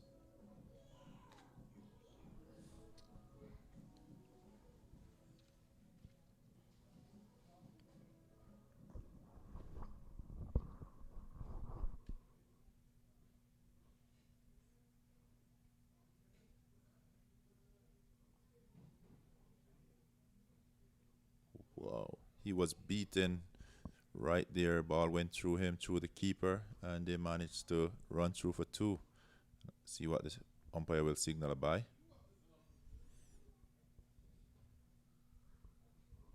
So with Miami Sharks, they hardly getting the bat on the ball. Yeah, 27 for 4. Haroon continues. Oh, it's in the air. Cover comes around. Judges it very badly. And Sadiq escapes. So it's 28 for 4. We are in the 6th over. Very. So there we go, high in the air. Badly misjudged. It was in the air for some time. And in the end, not a good effort there from the fielder. But they won't mind because they're way ahead from the way things are here. With still some 89 runs to win from 27 balls. So they're well ahead of the game plan here. And from the way it looks here, it's going to be difficult for Sharks to win this one. Definitely. Haroon bowling a pretty decent line. So this one is struck well to long on, and it clears the man out in the deep over the boundary. And it goes for a consolation 6 off the bat of Sadiq. Well, It's 35 for 4. We only have to wonder if Sadiq is going to be the man here and to change this game. Because obviously it seemed like he comes out and his intention is basically to hit the ball over the fence. And well, he struck another one here. So a couple of boundaries here from Sadiq. In fact, this one off the bat of Dali Wall, I think it is. And so runs here for Miami Sharks towards the end, but still a long way to go. Yes, Lenny, even with those boundaries coming in, we still realize that the run rate is still asking for over 19 runs and over. So it's very much an uphill task for the Sharks here today.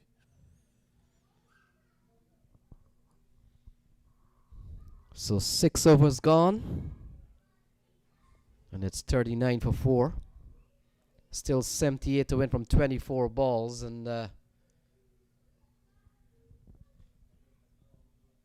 the action continues here at Broward Regional Park.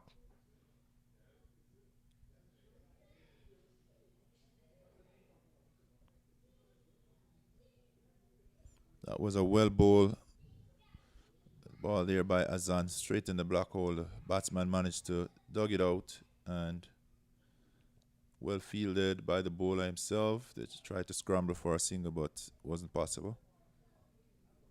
So this one is in the air, easy catch, ball uncaught. And that's the end of Dali Wall. So he falls for one. More trouble here for the Sharks. And they're struggling here at 39 for 5. As you would say, the Sharks, they're in deep water, but they ain't swimming today. They're definitely going down. Easy catch for the bowler there. And they're 39 for 5, 6.2 overs. What can I say? It's cricket. It's a game of uncertainty, but the way it's looking, I'll say the Houston Stars are really sitting in the driver's seat right now. Yeah, they've played a very good game, this Houston Stars. Forgetting the fact that of course they came to the ground here, Eon, with a power pack team, but sometimes, as we have followed enough cricket to know, sometimes those names don't really show up on a given day. But we've seen some good knocks, and now we're beginning to see some very good bowling here. And this is probably going to be a team that will probably go some ways in this tournament. Of course, by tomorrow, the knockout stage will begin, and just trying to get past the round robin stage at the end of tonight's play.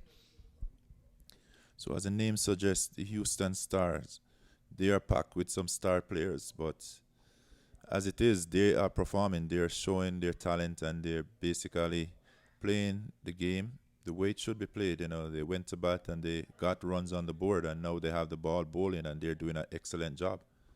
So 7-7 to win from 21. In all likeliness, Sharks may not get to this tally here tonight, but you never know. Nothing is impossible.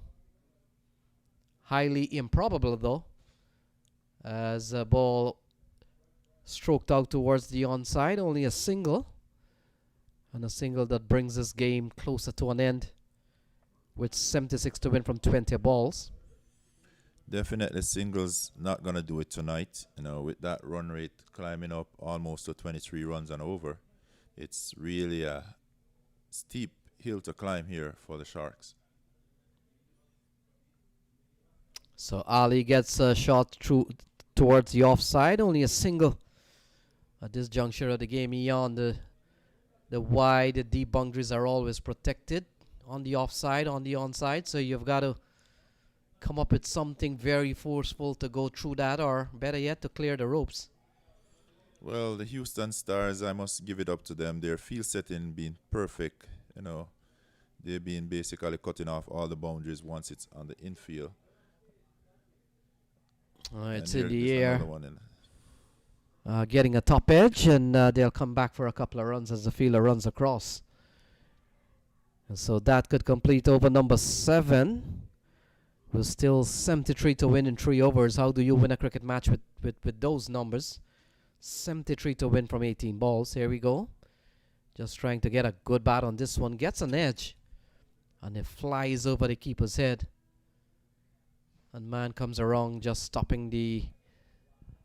no need to probably stop that one. The ball stopped him before the fielder gets to the ball. And it's 44 for 5. This is where I say you'd need a record-breaking inning.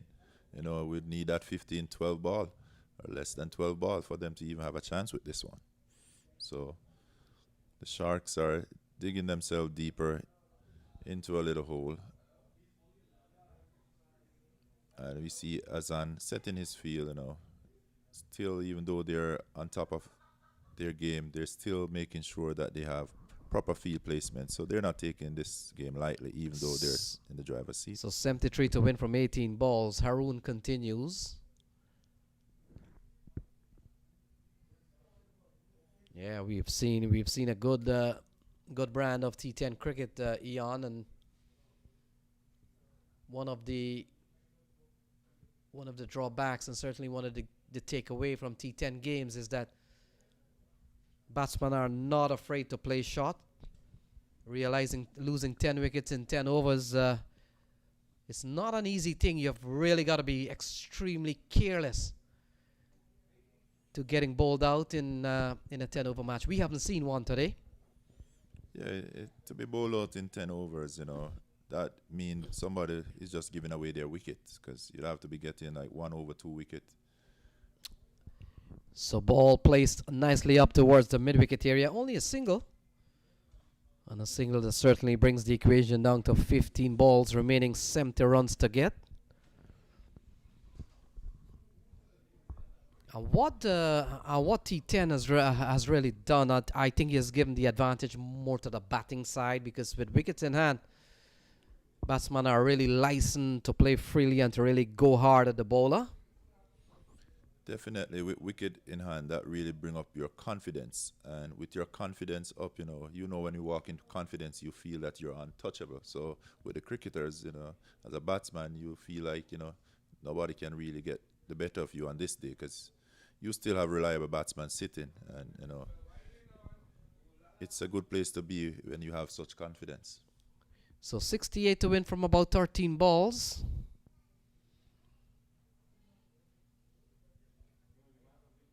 And this one is hammered and hammered well down the ground, clears the rope. And it comes off the bat of it could be a Sadiq. And so 55 for 5, all fives on the table. There we go off the back foot. Is it the bat hitting the ball so hard? Is it the shoulder? Is it this bat speed? Or maybe all three, Ian? Yes, Sadiq, it seems like he decided he's not just going down without giving it his all. So he's really swinging at the ball. You can see the force that he's swinging with. He's giving the full length of the bat. He's going all out. But I don't think it will be good enough. But he's 22 off 9 is pretty good scoring rate for him. If everyone have done that, they would be seated much better at this time. But Sadiq is going at it. Have to give it up to him too. So 62 in 12.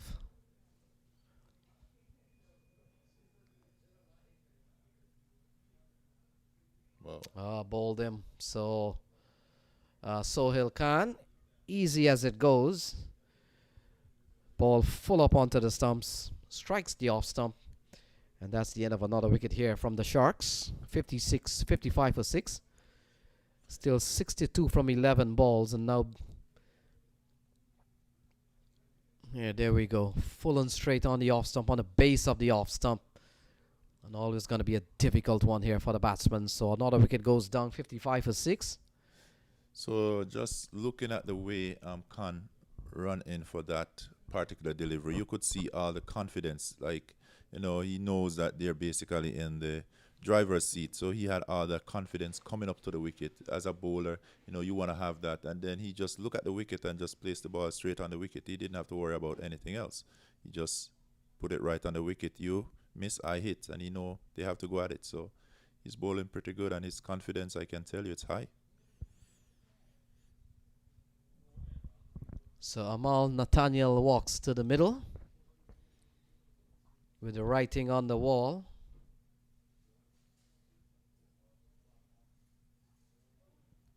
It's a big appeal. Ball goes down towards the offside. They come back for a couple of what could be leg byes here. We'll wait and see. In fact, may have gotten an edge. So off the mark goes Amal. Let's take a look. Okay. Full and straight again, but mightn't gotten an inside edge. So big appeal from Sohail Khan. No says umpire Vijay Malela. I think that's what saved him a while ago. He seems to get a little inside edge because there wasn't any signal coming from the umpire there.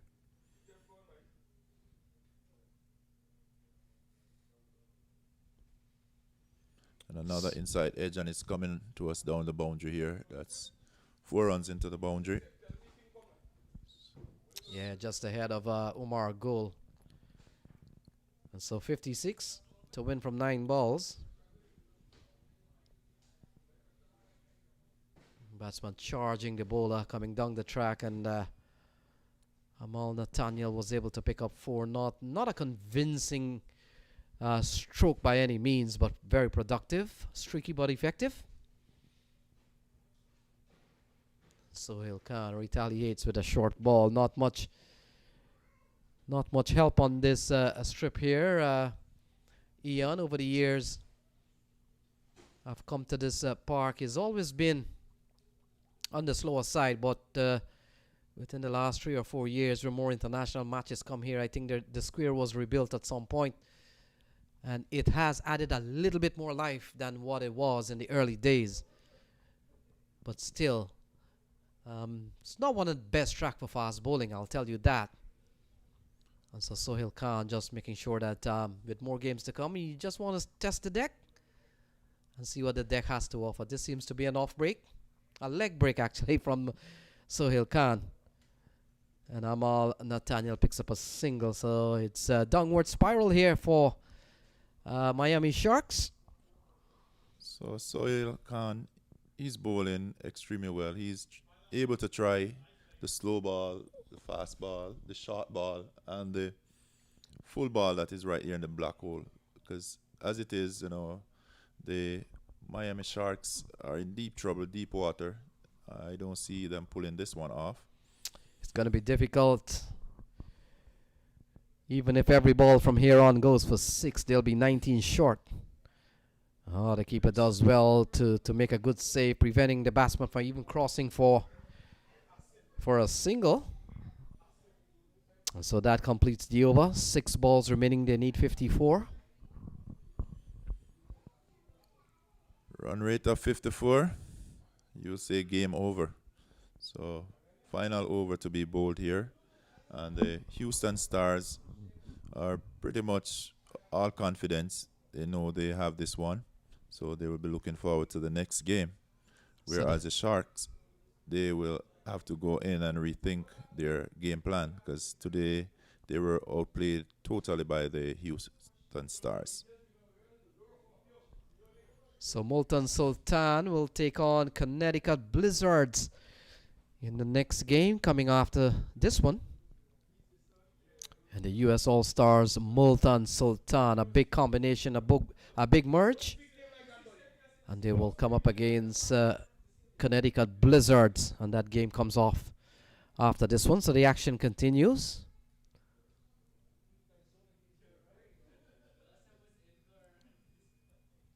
And so a couple of runs here for Sadiq. He goes up to 24.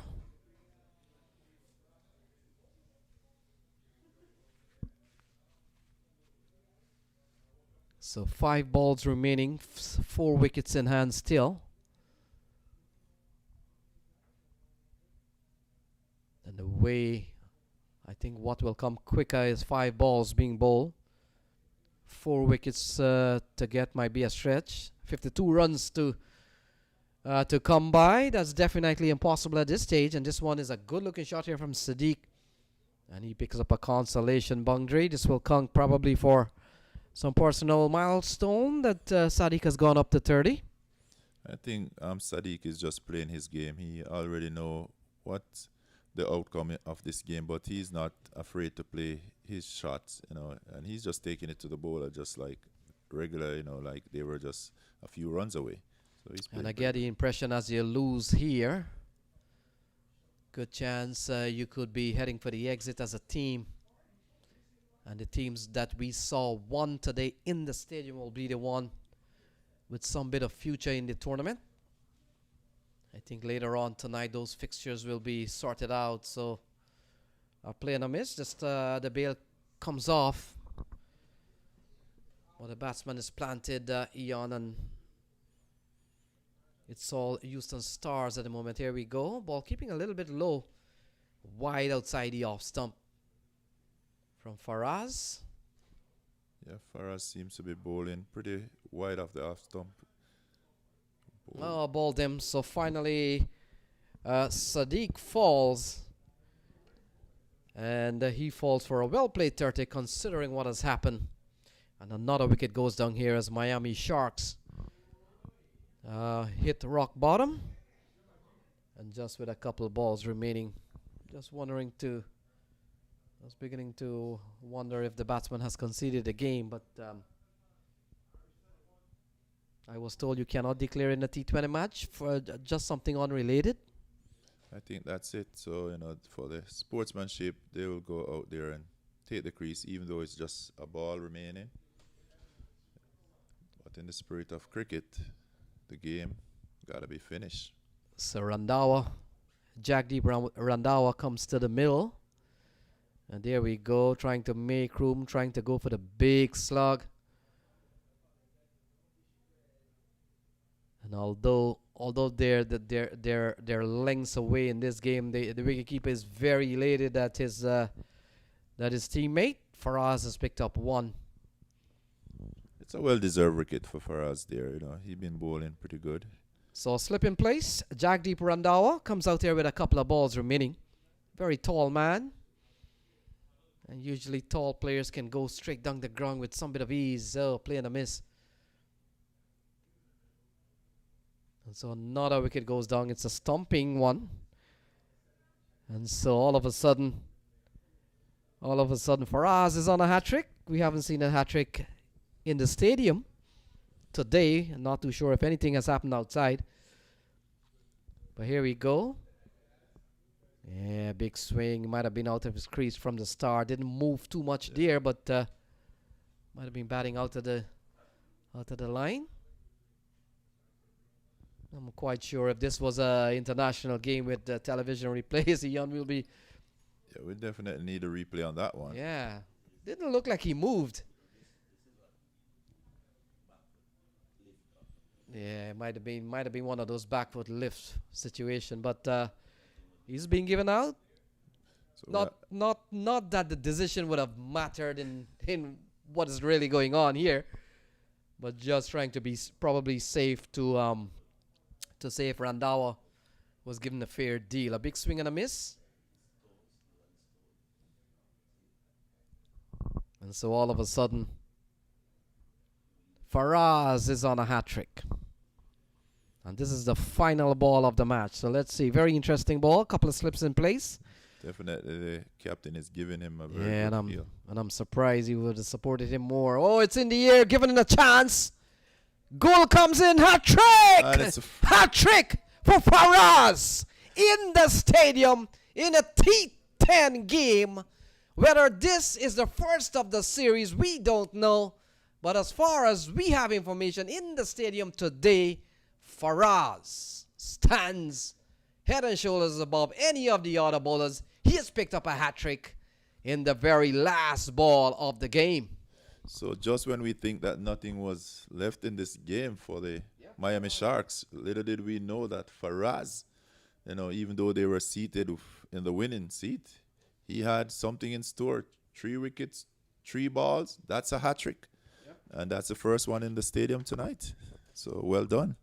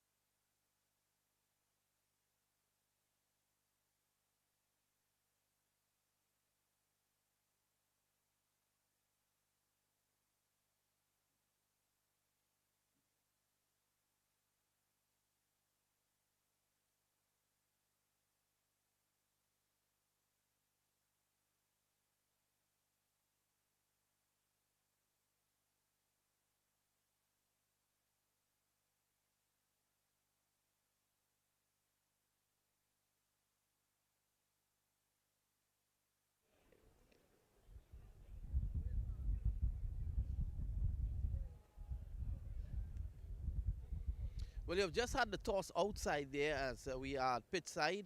And of course, tonight we have the CT Blizzards coming up against the Multan Sultan. And joining me here just before we head into the action is Fiza Abid from CCUSA and the Multan Sultans. Of course, the Multan Sultans owner Ali Khan Tareen.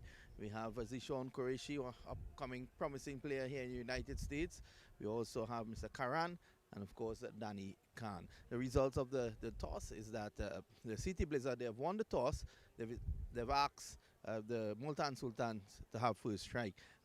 Give me the thinking behind that, Karen. Basically, it's a T10 game, so it's a short format, and we're thinking to go in with chasing better.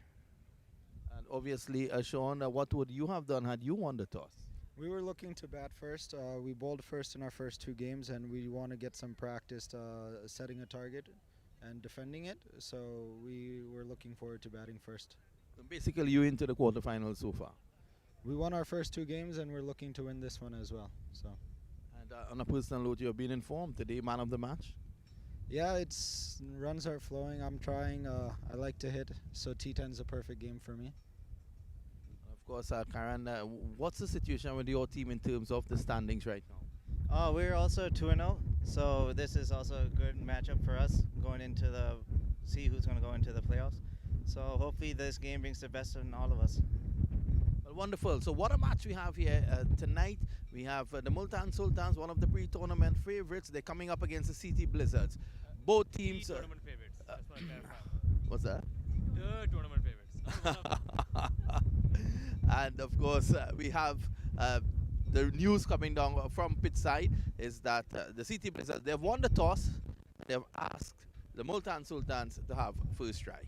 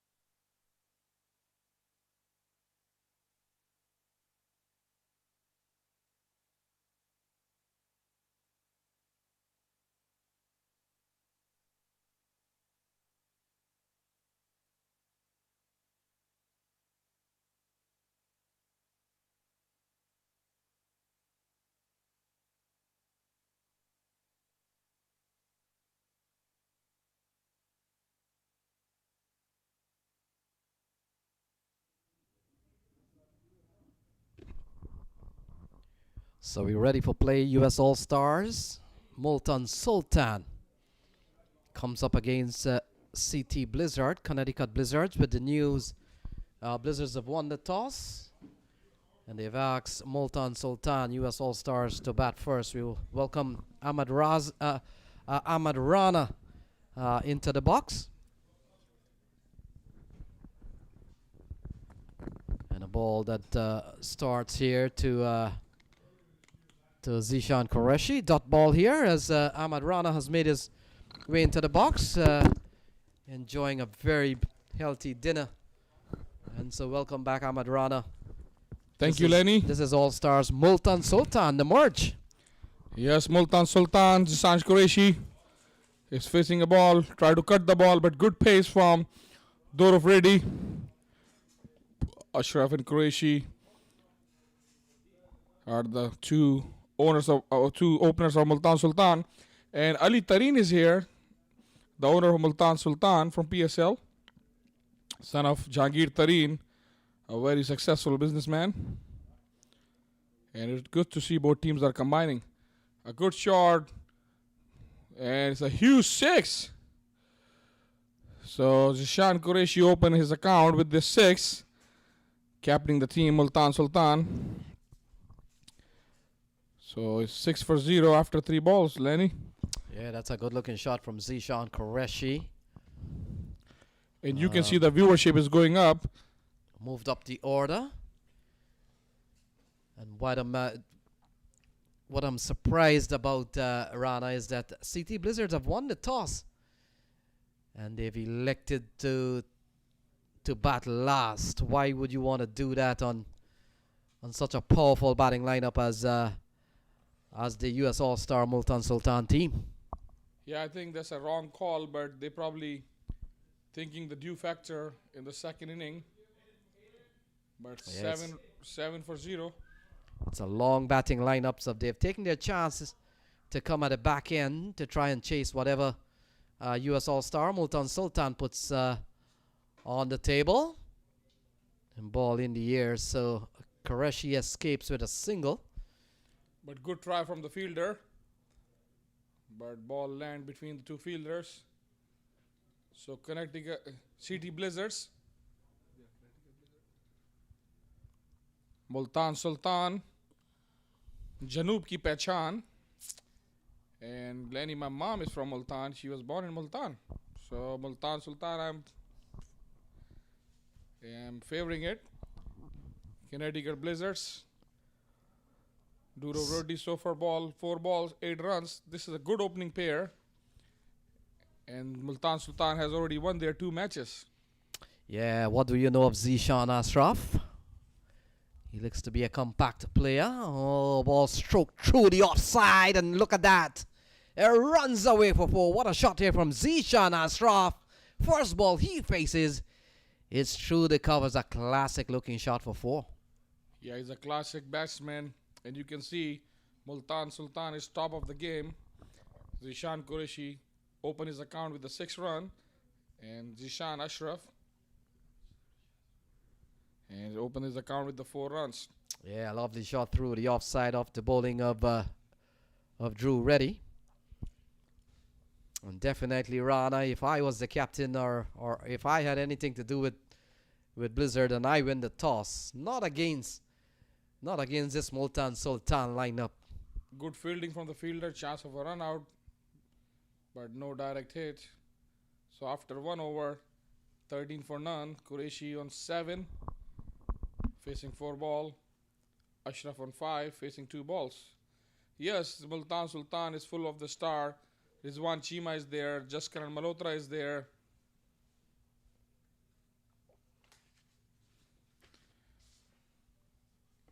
And there's a Pakistani players came from Multan Sultan as well.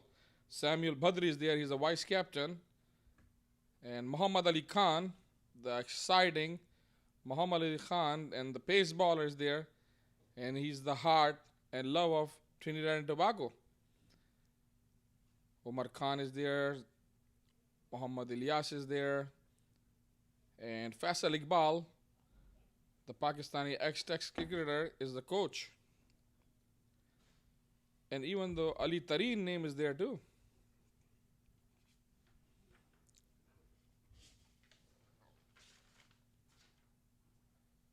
And this is the match. Our viewership has went 3 times up. A lot of people are watching in Pakistan, all over the world. First time Multan Sultan is playing in US Open 2019. And the new first ball went for the dot ball. And you can see there's a little bit chilly and windy out there for Trinidad, for Caribbean player and subcontinent player. Yes, Rana. Thankfully, we are enclosed behind some very thick glass. Not only the cold wind can't get through, this one is played up to long on. Fielder comes in. Has he taken the catch? Yes, he has. What a catch from number 1. Ashraf has to go. It's 13 for 1. Yeah, this is catch of the day. That's what I would say today. You've seen the hat trick in the last match because of the catches. Catches win you the matches. So right here, if you want to put a pressure earlier on the other team, you need to do the fielding like that. And you know, the Multan Sultan is star-studded team, but Zishan Ashraf has to go back. And here's Rizwan Chima, the 6-hitter. The 6-hitter machine. Played for Canada. Plays all over the leagues. And been part of US All-Star, which combined with Multan Sultan now. So Rizwan Chima is walking in wearing a number 12 shirt. Yes, Rana. And I'm coming back to my original post and my original point.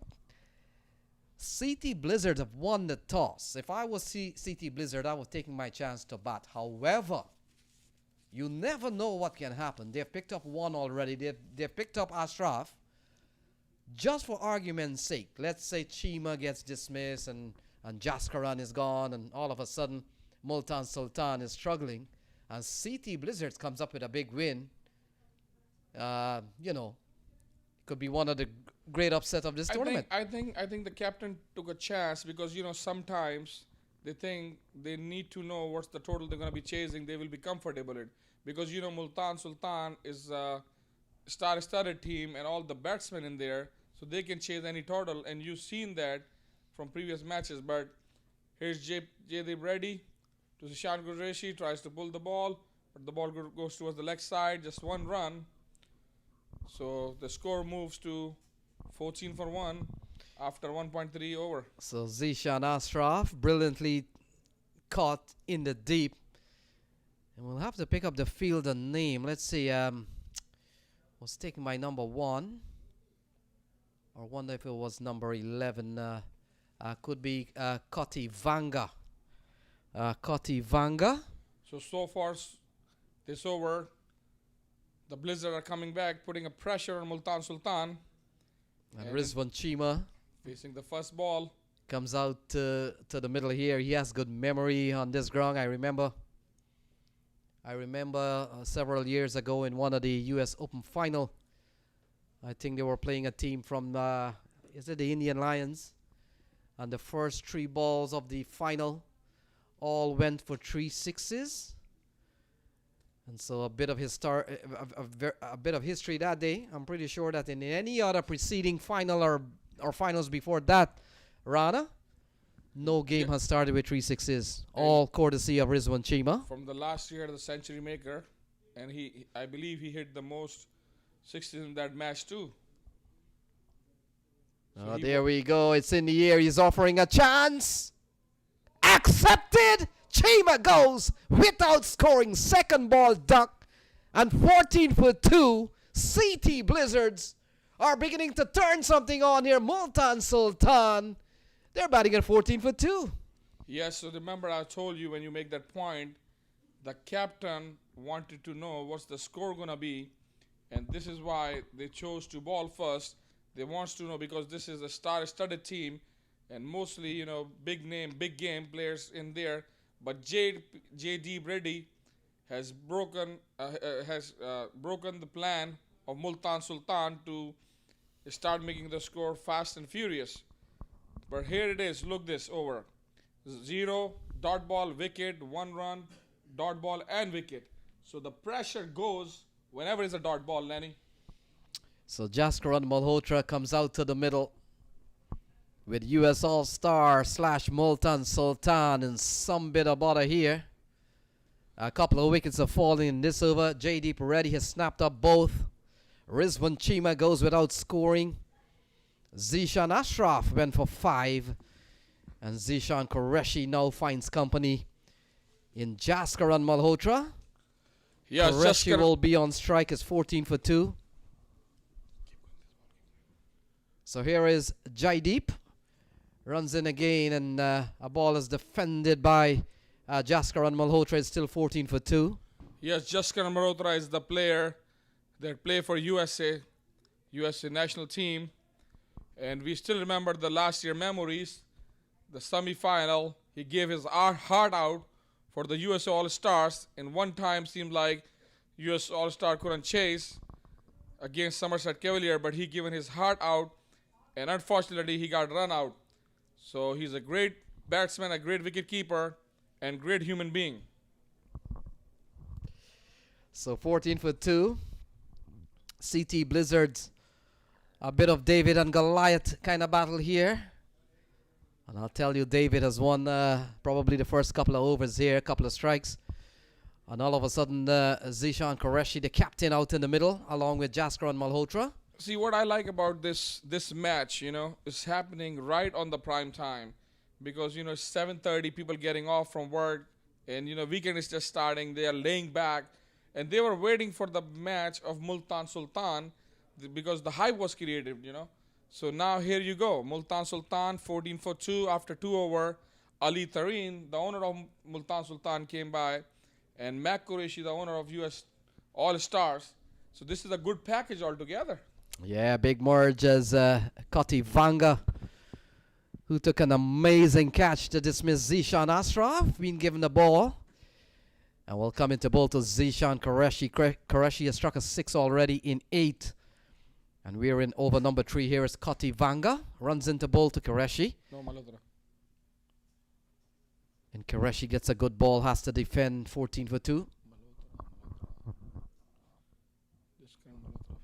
Oh, yeah, Malhotra on strike, sorry. So, Zishan Qureshi at the other end. I think Lenny's got excited because we all were waiting for Multan Sultan to play in this stadium. And they're playing it here. But this is Jaskaran Malhotra. He just came back from India. Yeah. Oh, it's in the air, well away from the keeper. Running up to, oh, he's gone for 6. It has probably gone for 6. We'll wait for confirmation here from the umpire.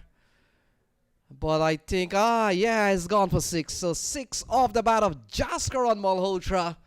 Trying to go through the onside. The ball flies over the wicketkeeper head.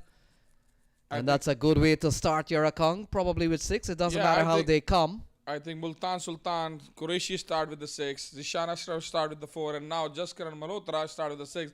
But I think he was trying to play the pressure release shot. Because, it's 20 for 2 now. But 14 for 2, the Blizzard was controlling the game. Now, it's back even Steven. So Vanga continues to Malhotra. Malhotra plays and misses. Ball goes through to the keeper. And so 45 balls remaining. 8 wickets in hand. Yes, and they're going at exactly 8 runs and over at the moment. And dear viewers, this is 2020 US Open 2019. MAQ Qureshi has brought you MAQ TV. You can watch live matches right here on MAQ TV. But because of the rain, we have to short the format for 10 overs game. But I think this is creating more excitement and everything happening in fast and furious way. So Koti Vanga, he has had an amazing game fielding-wise. This one turned into the offside. And the fielder having a throw at the stumps, but Zishan Qureshi makes it home.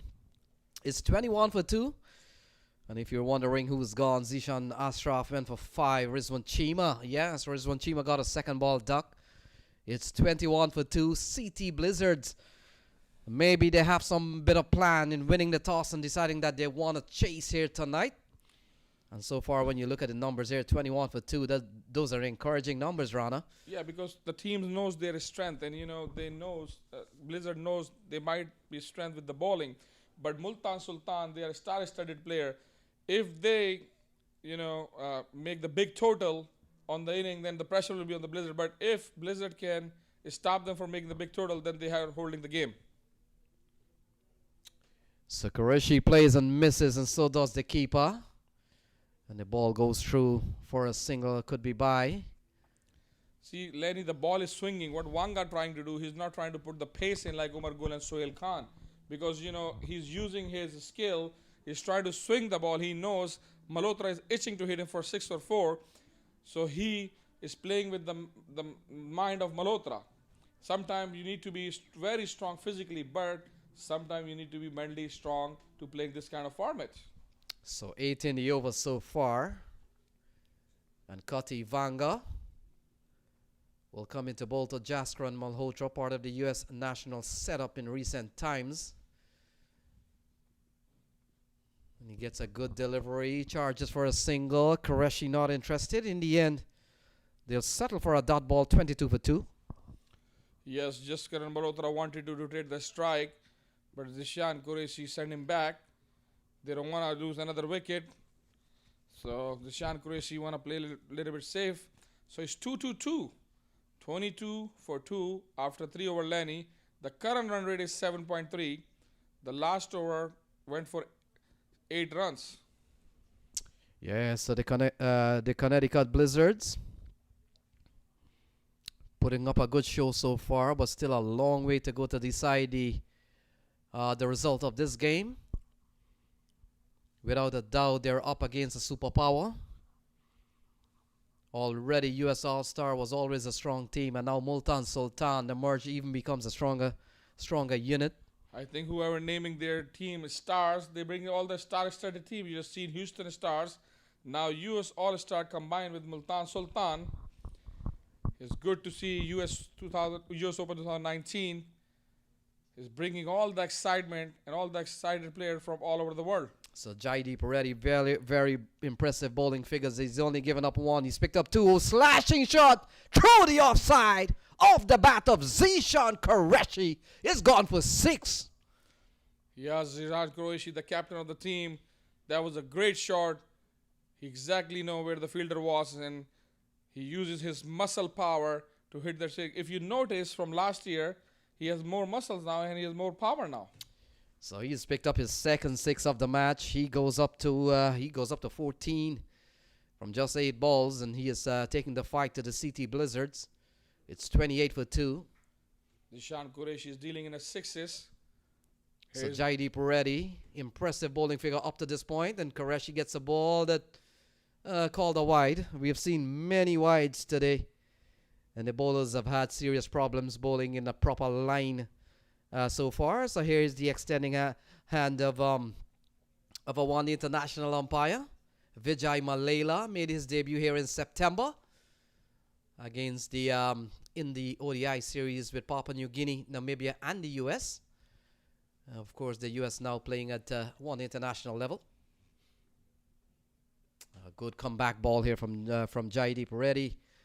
So he's made a good comeback after being slashed for 6 off the bat of the U.S. All-Stars Multan Sultan captain. See, this is the small battles goes on while this kind of match are happening. First, Zishan Qureshi on the top hit a 6 run. Then JD tried to bowl the fast, but it went for wide. Now is a dot ball. So far, so good. It's even Steven in this over. So 7 off the over so far. Runs into both to Qureshi. Qureshi slices again, and it's going to run away for 4. So good healthy slice from Zishan Qureshi, and it crashes into the backward point fence. 4 more off the bat of Zishan Qureshi. It's 33 for 2. And the partnership moves to 19. Now Zishan Qureshi is dealing in 6s and 4 in the boundaries. And you can see 33 for 2 in 3.3 over. And you can see the good shot, the 4 runs. And you can see the MAQ TV, the Cricket Board News 95. All the advertisement is there. So Qureshi has gone up to 18 from 10 balls. Look at the board there. A couple of 4s and 1-6. Jaideep again. And Qureshi goes through the onside. Can't score. Fielder in the ring. So Qureshi leading the fight here when Zishan Ashraf and Rizwan Chima has failed. And US All Stars and Multan Sultan, that's their home ground. Qureshi has been playing in this ground since childhood. He knows in and out of all this ground, Lenny, and that now he's look more mature and the experience comes in. So Qureshi he has slammed a couple of, in fact, 3 boundaries so far. Ball going down the leg side. And it goes through to the keeper. So CT Blizzards. So it's changing every ball. First it goes for the boundary, then a dot ball, then the boundary, then the dot ball. So it's a good comeback from JD Brady, but it's equally well played shots from Zishan Qureshi. He knows he's the captain of the team. After losing 2 early wickets, he needs to stay there and deal with the boundaries to get back the pressure on Blizzards. Yeah, Zishan Qureshi has played with some bit of freeness. Has nothing to worry about. And this one he's cracked into the offside runs here. They'll pick up a couple of runs. They come back. And Jaskar and Malhotra is not, it's not very often you'll see the likes of Jaskar and Malhotra, Rizwan Chima, and Zishan Ashraf playing second fiddle to Zishan Qureshi. 35 for 2. Yes, after 4 over 35 for 2. I agree with you on that, but you know, when you become a captain of the team, and especially you are playing for that big brand, especially Multan Sultan, and all the people are watching you. Here's a replay. You see, he tried to hit the ball in the gap on the cover, and he was looking for only 1 run. But when he see there's a chance for second run, it's a good running between the wicket, keeping a pressure on the Blizzard. This game, whoever absorbs the pressure, they will win this game. If you can't absorb the pressure, of course you will make mistake, Lenny. So I think DJ just got alive too. DJ start playing the music too. The last over went for 13 runs. And the last wicket went for Chima got out for 0 without opening the score. And you know, sometime it happens. This is cricket all about. One day you are a hero and one day you score 0. Yeah, D1 has been given the ball. And we're beginning to see a fight back here from the Multan Sultan US All Stars lineup. They're going at 8.75, so nothing is really wrong with the run rate. The only blemish on the scorecard is a couple of wickets, but this is a really short format of the game where run rate matters than the losing of wickets. So D1 will come into ball to Malhotra. Is it to Malhotra? It's in the air. And well away from the keeper. They scamper through for a single. And a single that gets D1 his bowling spell on the way. 36 for 2. Yeah, good change from the captain to bring the spinner. And, you know, both are right-handers. So we have to watch and see what Diwan can create. So any chances. Anubhav D1. And he comes in out the ball to Qureshi. Qureshi up into the offside. And that's another 6. Another 6 from Zishan Qureshi. This time over the mid-off area. And he goes up to 26. Yes, he's playing mature inning over here. And risk-free innings, he knows where the fielder was and where the bowler was bowling. So here is D1. And this time ball tugged into the onside. Qureshi gives up the strike here to Jaskar and Malhotra. I remember a couple seasons ago, Jaskar and Malhotra in the US Open T20 series was on 3 consecutive hundreds at one point. Yes, he's a big name, big game player. Yeah, certainly he's a top player. And having played for the US All-Star for several years now, he's one of the fixed men in the US All-Star team over the last 5 years. And so he's been with a settled club and he continues to prove his worth. And he's worth every bit of salt. It's 44 for 2. After 4.4. So run rate is going up. The last over run rate was under 9, but it's above 9 now. So Qureshi is hammering this one back to the bowler. Can't score, but he won't mind. He has gone quickly up to 27 from just 16 balls. Let's see, 3 6s and 1 4. And he settles and waits for Anubhav D1. And ball chopped into the offside. No, says Jaskaran Malhotra. 5 overs gone. 44 for 2. Yes, 44 for 2 after 5 over, half of the inning. So I'm gonna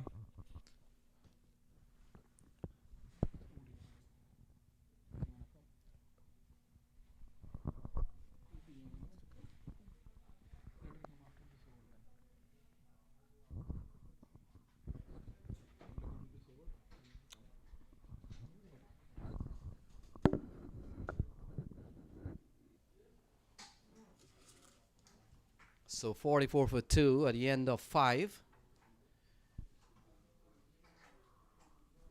And so we've got a commentary change here as we welcome back our lone female commentator on this stint. Welcome back. Thank you so much. All right, so we've seen a very good fight back here from the CT Blizzards. Not one of the big team in the tournament. I've seen them over the years, and I don't recall them ever getting into to the quarterfinal stage. So they're up against Multan Sultan, US All-Stars, a powerful put-together team, and they've won the toss and have bravely decided that they'll bowl first. When the game started in the first 9 balls of the game, couple of wickets down, they're fighting back. Yes, I think it is going to be a great game. Either of the teams will just be trying to execute their skills better, even though we know Multan Sultans is a stronger team. Like you mentioned, that CT Blizzards were looking as the underdogs. But Multan Sultans is comprising of, good players from Pakistan, a mixture of other players who have been top cricketers for US Open as well. I guess whoever holds their nerves better is going to do better. So 45 for 2, Qureshi has played a big hand so far. He gets an edge. They could come back for a couple of runs here. And of course, the US All-Stars teams have now merged a little bit with the Multan Sultan. Already a strong team, US All-Stars. But even now with Multan Sultan in the mix, there could be a team to watch in this tournament. Yes, definitely. So the players who have joined in US All-Stars, they're part of Multan Sultans, which is a franchise in Pakistan Super League, and they are used to playing the Pakistan Super League, which is a new league itself launched by Pakistan over there. So I think this is a great experience for both the players when we talk about the cricketers who have been part of US All-Stars and the players who have come in all the way from Pakistan, because they are the emerging players who are part of Multan Sultans. So Qureshi gets a ball towards the long on. Fielder comes around, saved the boundaries. Another single here. And you're watching a Jaskaran Malhotra. He's made good strides in his cricketing career. I remember in the early days he played a lot of cricket in the US Open. Scored enough runs to catch the eyes of the US selectors. And in the last 4 or 5 years he's been part of the national setup. So I think obviously someone of his caliber and having the captain on the other side, Qureshi, is doing really well. He's in form. So what Multan Sultans and US All-Stars need is a very good partnership and just to continue like this and maybe put CT Blazers on pressure. Yeah, certainly. They have really picked up the rate. They're going at 8.4 at the moment. Qureshi and Jaskaran Malhotra has repaired a good damage. They've posted 34 in quick time. Good recovery. When you look at the scorecard, it was 9 for 2. So when you look at 48 now, it looks a lot better, considering that this game is not really about preserving wickets. It's a more of a run rate issue because the chances of you getting bowled out in a T10 game is very slim. Yes, obviously it's like a limited overs cricket and you have less time to score more runs. And whoever posts more runs basically puts the other team under pressure because then it becomes a challenge to, score the runs in less balls. So that's what the short cricket format brings in for the two teams. But like I said, I think we'll get to know who's a better competitive cricketer. And this is what the tournament is helping us basically spot on. The talent for potentially USA cricket and also cricketers who can go on to play maybe IPL or PSL. You never know. Yeah, you never know. You're right on that because Ali Khan got his break and his exposure in this series in the US Open, and even Jaskaran Malhotra. And so yes, this is one of the premier franchise tournament. It happens every year. It's been going on for 11 years now. This is the 11th year. So you want to fancy that players are still looking at this stage to really get things and and to really catch the eyes of, first of all, the U.S. selectors, and then, of course, as we see what's happening around the world in franchise cricket, you don't know who's watching. So another single here to Qureshi. He goes up to 32. And let's take a look at that. Off the back foot, hammers it into the offside. Not timed well, but well enough for him to rotate strike and bring Malhotra back on strike. Is 51 for 2. Yes, I think at this stage they cannot afford any risk. They should just keep rotating the strike and maybe give the batsman who's doing better the more strike, I can say. That's a classic shot through the offside. Finds the gap is Malhotra. And they pick up another boundary, so 55 for 2. And all of a sudden, the early pressure applied by the Blizzards are beginning to fall apart now. Look at that, short and wide outside the off stump and cracked away. The offside field not good enough for that shot, and it goes away for 4. So Malhotra goes up to 15, in fact 14 off 11 balls. And look at Qureshi, he's up to 32 from just 21. You get the feeling in a T20 game, a run a ball is considered very good, but in a T10 contest, and this one is launched into the darkness by Jaskaran Malhotra. And that ball will need some bit of retrievement, as the player will have to, first of all, scale the fence and then perhaps get some light to find that ball. Is 61 for 2. I think he's living up to his potential. Yes, he is. Yeah, Jaskaran Malhotra is a top player. Look at that. Well into the darkness. Yeah, that fielder has some... he's very smart. He's not going to go look for a white object that he may never find. In this pitch darkness, I guess. Yeah, and I don't know this area very well. Ian, did that ball travel all the way to Plantation? Yeah, that one was struck hard. I remember it might have been 3 or 4 years ago, Jaskaran Malhotra was sitting on 3 consecutive centuries in this series. So he's had good memories of this stadium, and he's a top player here. Usually opens the batting between 1, 2, and 3, but today because of Rizwan Chima, Zishan Ashraf, he's batted at 4. It doesn't matter. He's still scoring runs, and that's the most important thing. Yeah, he's a top player, 62 for 2.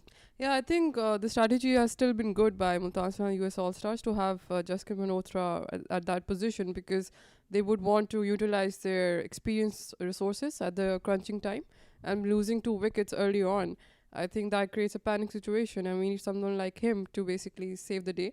And this is what he's doing. He's building the partnership with the captain, and now things seem to be more smooth, because losing wickets is a nightmare for any team, I would say. Yeah, you're right on that. 65 for 2. They still bat very deep, and even the batters down the order can still give you runs in a T20 contest where we have always felt, and we've talked about that on our commentary stint. It's probably a game that favors the batsman a little bit better because of 60 balls aside. Do you think? Well, statistically, yes. But I think in the end, it depends on what are the resources a team has. Like if they have highly skillful spinners, highly skillful bowlers, or some amazing piece of fielding. And then maybe some improvised batting as well, because this is where the batters are at an advantage. So the ball is in the air. Fielder comes in, falls in front of him. Qureshi continues to bat bravely. He's not afraid to play shots.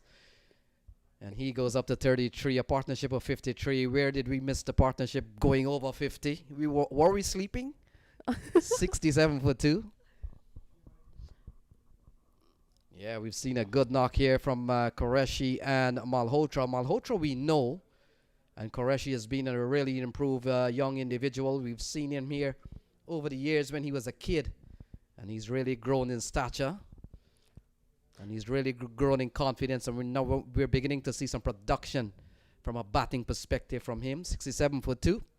Yeah, I think if we look at that shot and the kind of fielding that was, I think the fielder should have attempted to go for the catch, because this is what you need to do in such a short format. Just risk it all with the brave intention, and this will be the difference in between the two teams. Oh, this one is slashed into the offside. Fielder comes in, waits for the bounce. And Qureshi goes away with another single. He goes up to 34 from just 23 balls and pushes the partnership up to 54. This is a good one for Multan Sultan, US All-Stars. I don't know why they're waiting for the bounce, though. They should just try to get them out. These are the main players. So 68 for 2, 17 balls remaining. They're going at 9.4 at the moment. And this one not getting the elevation is Jaskran Malhotra. Rotates the strike and brings the free-flowing Zishan Qureshi, son of MAQ Qureshi, the man who runs the operation here for 11 years and has really put on one of the biggest show on U.S. soil from a domestic level. I think he's doing a great job when it comes to developing the game in USA.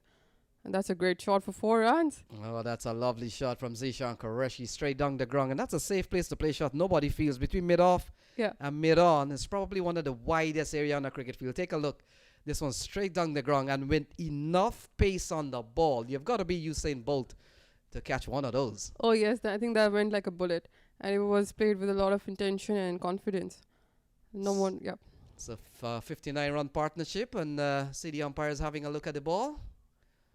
And probably the ball has lost some bit of shape because of the beating that it has taken so far. 59-run partnership. For so long. Oh, that's another one. Good. Good save by the man. Save a boundary there. Save 3 runs. They go for 1. And takes the partnership up to 60. I think that's the kind of fielding they need to do more, to put all-stars under pressure, because you already know they have big names. And if you let them execute well, then they'll be unstoppable. Oh, this one going down the wrong line. Swung away. We'll have to wait and see if he's gone for 4. And so 4 more runs here for Multan Sultan, U.S. All-Stars. And this time it comes off the bat of Malhotra. He goes up to, 31? Or in fact, 30 actually. 30 off 16 balls, 78 for 2. That's a great strike rate, I would say. Yeah, very good. He's doing extremely well. And so final ball coming up here as Malhotra scampers through for 1. And the way things are going here, it appears to be Multan Sultan has really taken this game away from City Blizzards at the moment. They're going at almost 10 and over with 2 overs remaining, 79 for 2. Yeah, I think the body language of the City Blizzards fielders also seems to be down a bit, and this is something you cannot afford to just be basically lazy. And you need to bring your A game if you're playing with such a great and strong team, right? To basically just choke up their runs and do something new to put them under pressure. Yeah, we saw in the games played in the stadium today, 117 I think was the highest T10 score. With 12 balls remaining, 79 for 2. So they've got 21 and 17. That's 38 runs to really catch that target or to really overhaul. But we'll have to wait and see. That might be a little too ambitious. They're going at almost 10 and over. So let's say the next 2 overs they get 20 runs. That will be 99, just around that area. But we'll have to wait and see, as Malhotra and Qureshi are both well set batsmen now. So over number 9. Oh, look at that. It's in the air. Fielder is coming around. And again, it falls in front of the fielder. Or is it the fielder allowing the ball to fall in front of them? Which one? I think they're just double-minded, I would say, whether to go for the catch or whether to save the 4, or just wait for the ball. And this is what they're doing, which is a mistake, I would say, at this stage. We saw a brilliant catch to dismiss Zishan Ashraf by Koti Vanga. One of the better ones we've seen all day. A spectacular catch. Took it inches from the grass. Oh, this one well into the night. It's gone by the side screen. And it's gone for 6 off the bat of Malhotra. 87 for 2. That was like a tennis shot. Flowing free. Yeah, tennis shot. 15 love. Yes. 15 love. I would say 40 love. Yeah, 40 love. Yeah. Just 40 love. Swing of the bat, swing of the arms, see, like a golf shot as well. Look at that! It's in the air, and it's gone for a maximum. So, I get the feeling this is where Malhotra and Qureshi could open up here. They've already set a good platform, I would say. They're in a commanding position, and whichever batsman in case comes in, if we have a fall of wicket, they will have the confidence that okay, the top batsmen have done their job. And maybe they'll just need to continue from there. Yeah, partnership of 74 They batted extremely well. They came together when the score was 2 for 14 or 14 for 2 with the loss of Rizwan Chima. That one is high in the air. Fielder is coming around. He grabs hold to it. And it falls out of his hand. That's a dropped catch. It is a drop catch. Much needed wicket, I would say. Yeah. So always difficult here. Well into the night. Those are the little bit of darker areas on the cricket pitch. And so a little bit of misfortune here for CT Blizzards. In the meantime, the partnership goes up to 75. Let's take a look at that. A little bit of juggle. I think the fielder should have watched the ball till the end, because it would have been a very easy catch. Yeah, and on another lucky day, that ball would have bounced into the other backup guy hands, but not tonight. And Qureshi gets a single out towards the offside. 89 for 2. In fact, 90 for 2 with 8 balls remaining. Let's take a look at that. Well, that's the shot that Qureshi just eased into the offside. And that brings, with a couple of balls remaining, Malhotra back on strike. Is gone high in the air, mid-on. Mid-wicket runs around, falls in no man's land. And another single here for Multan Sultan. US All-Stars. They go up to 91 for 2. I think this is brilliant batting by Multan Sultans, because if you see, the ball is not traveling a lot. The ground is not favoring that. It has to be a powerful shot or something, and this is where the good batting comes into play. So Qureshi has hammered this one for another extra cover 6. Look at that. He's played the shot to great strength today. And let's look at his scorecard. 4 sixes and 2 fours, 46. He's closing in on a 50. If he does so, that will be the third 50 we've seen in the ground today. We saw earlier on one from Anthony Bramble. We also saw another 50 from another player, and Qureshi could be the third man to score a half century in this stadium today. So we'll wait and see. 6 balls remaining.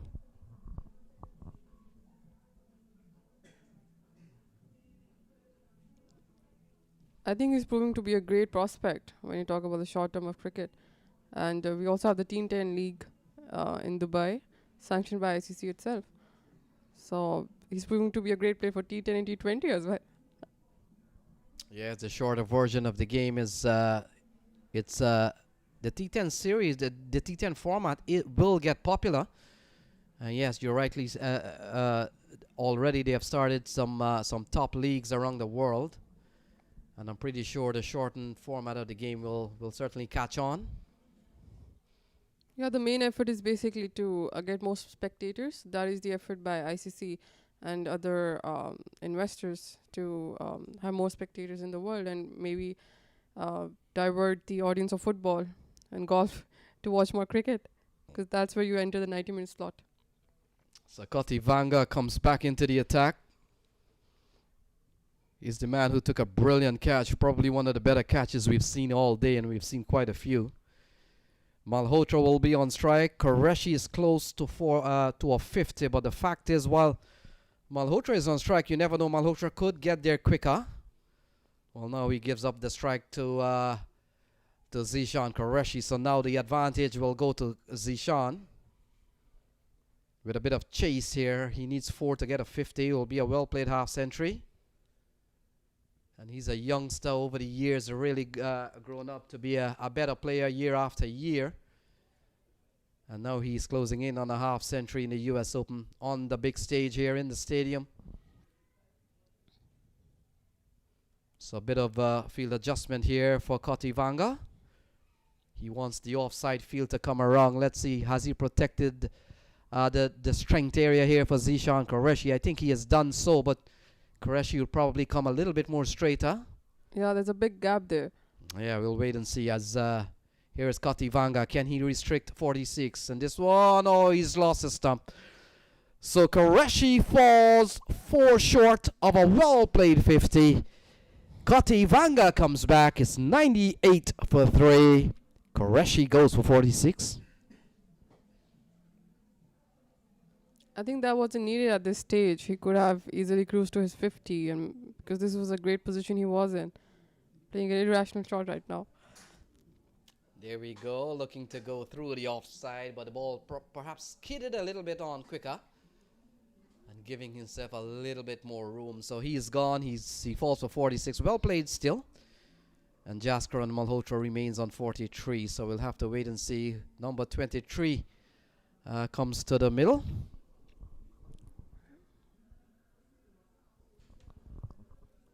And I think that's Javel Glenn. Glenn comes to the middle here. So with 4 balls remaining, what do you think might be the score here with 98 for 3, 4 balls remaining? I think it could be 105, 110. And with the change in batting as well, I think he's a lefty. That would be a change for the bowler as well. So maybe a couple of runs here and there. All right, so 4 balls remaining. Let me make a guess here. So it's 98, 6 and 4, 10. Another 10 runs in 4 balls.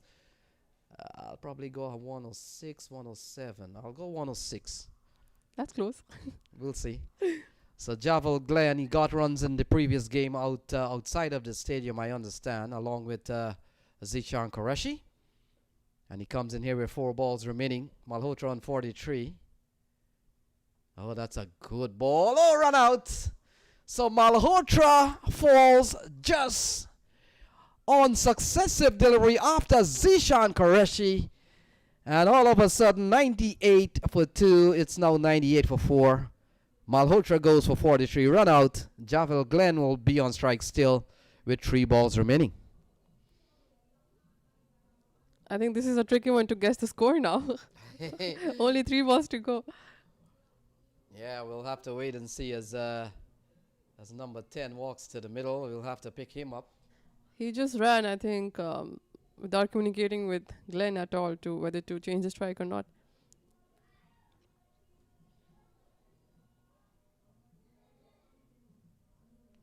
That's another lefty. We have Zafar on strike. So Saad bin Zafar has come to the middle. That's the key. There we go. Malhotra was itching to go down. And if we probably look carefully at the replay, it might have been a chance for a man-catting issue. He was backing up well.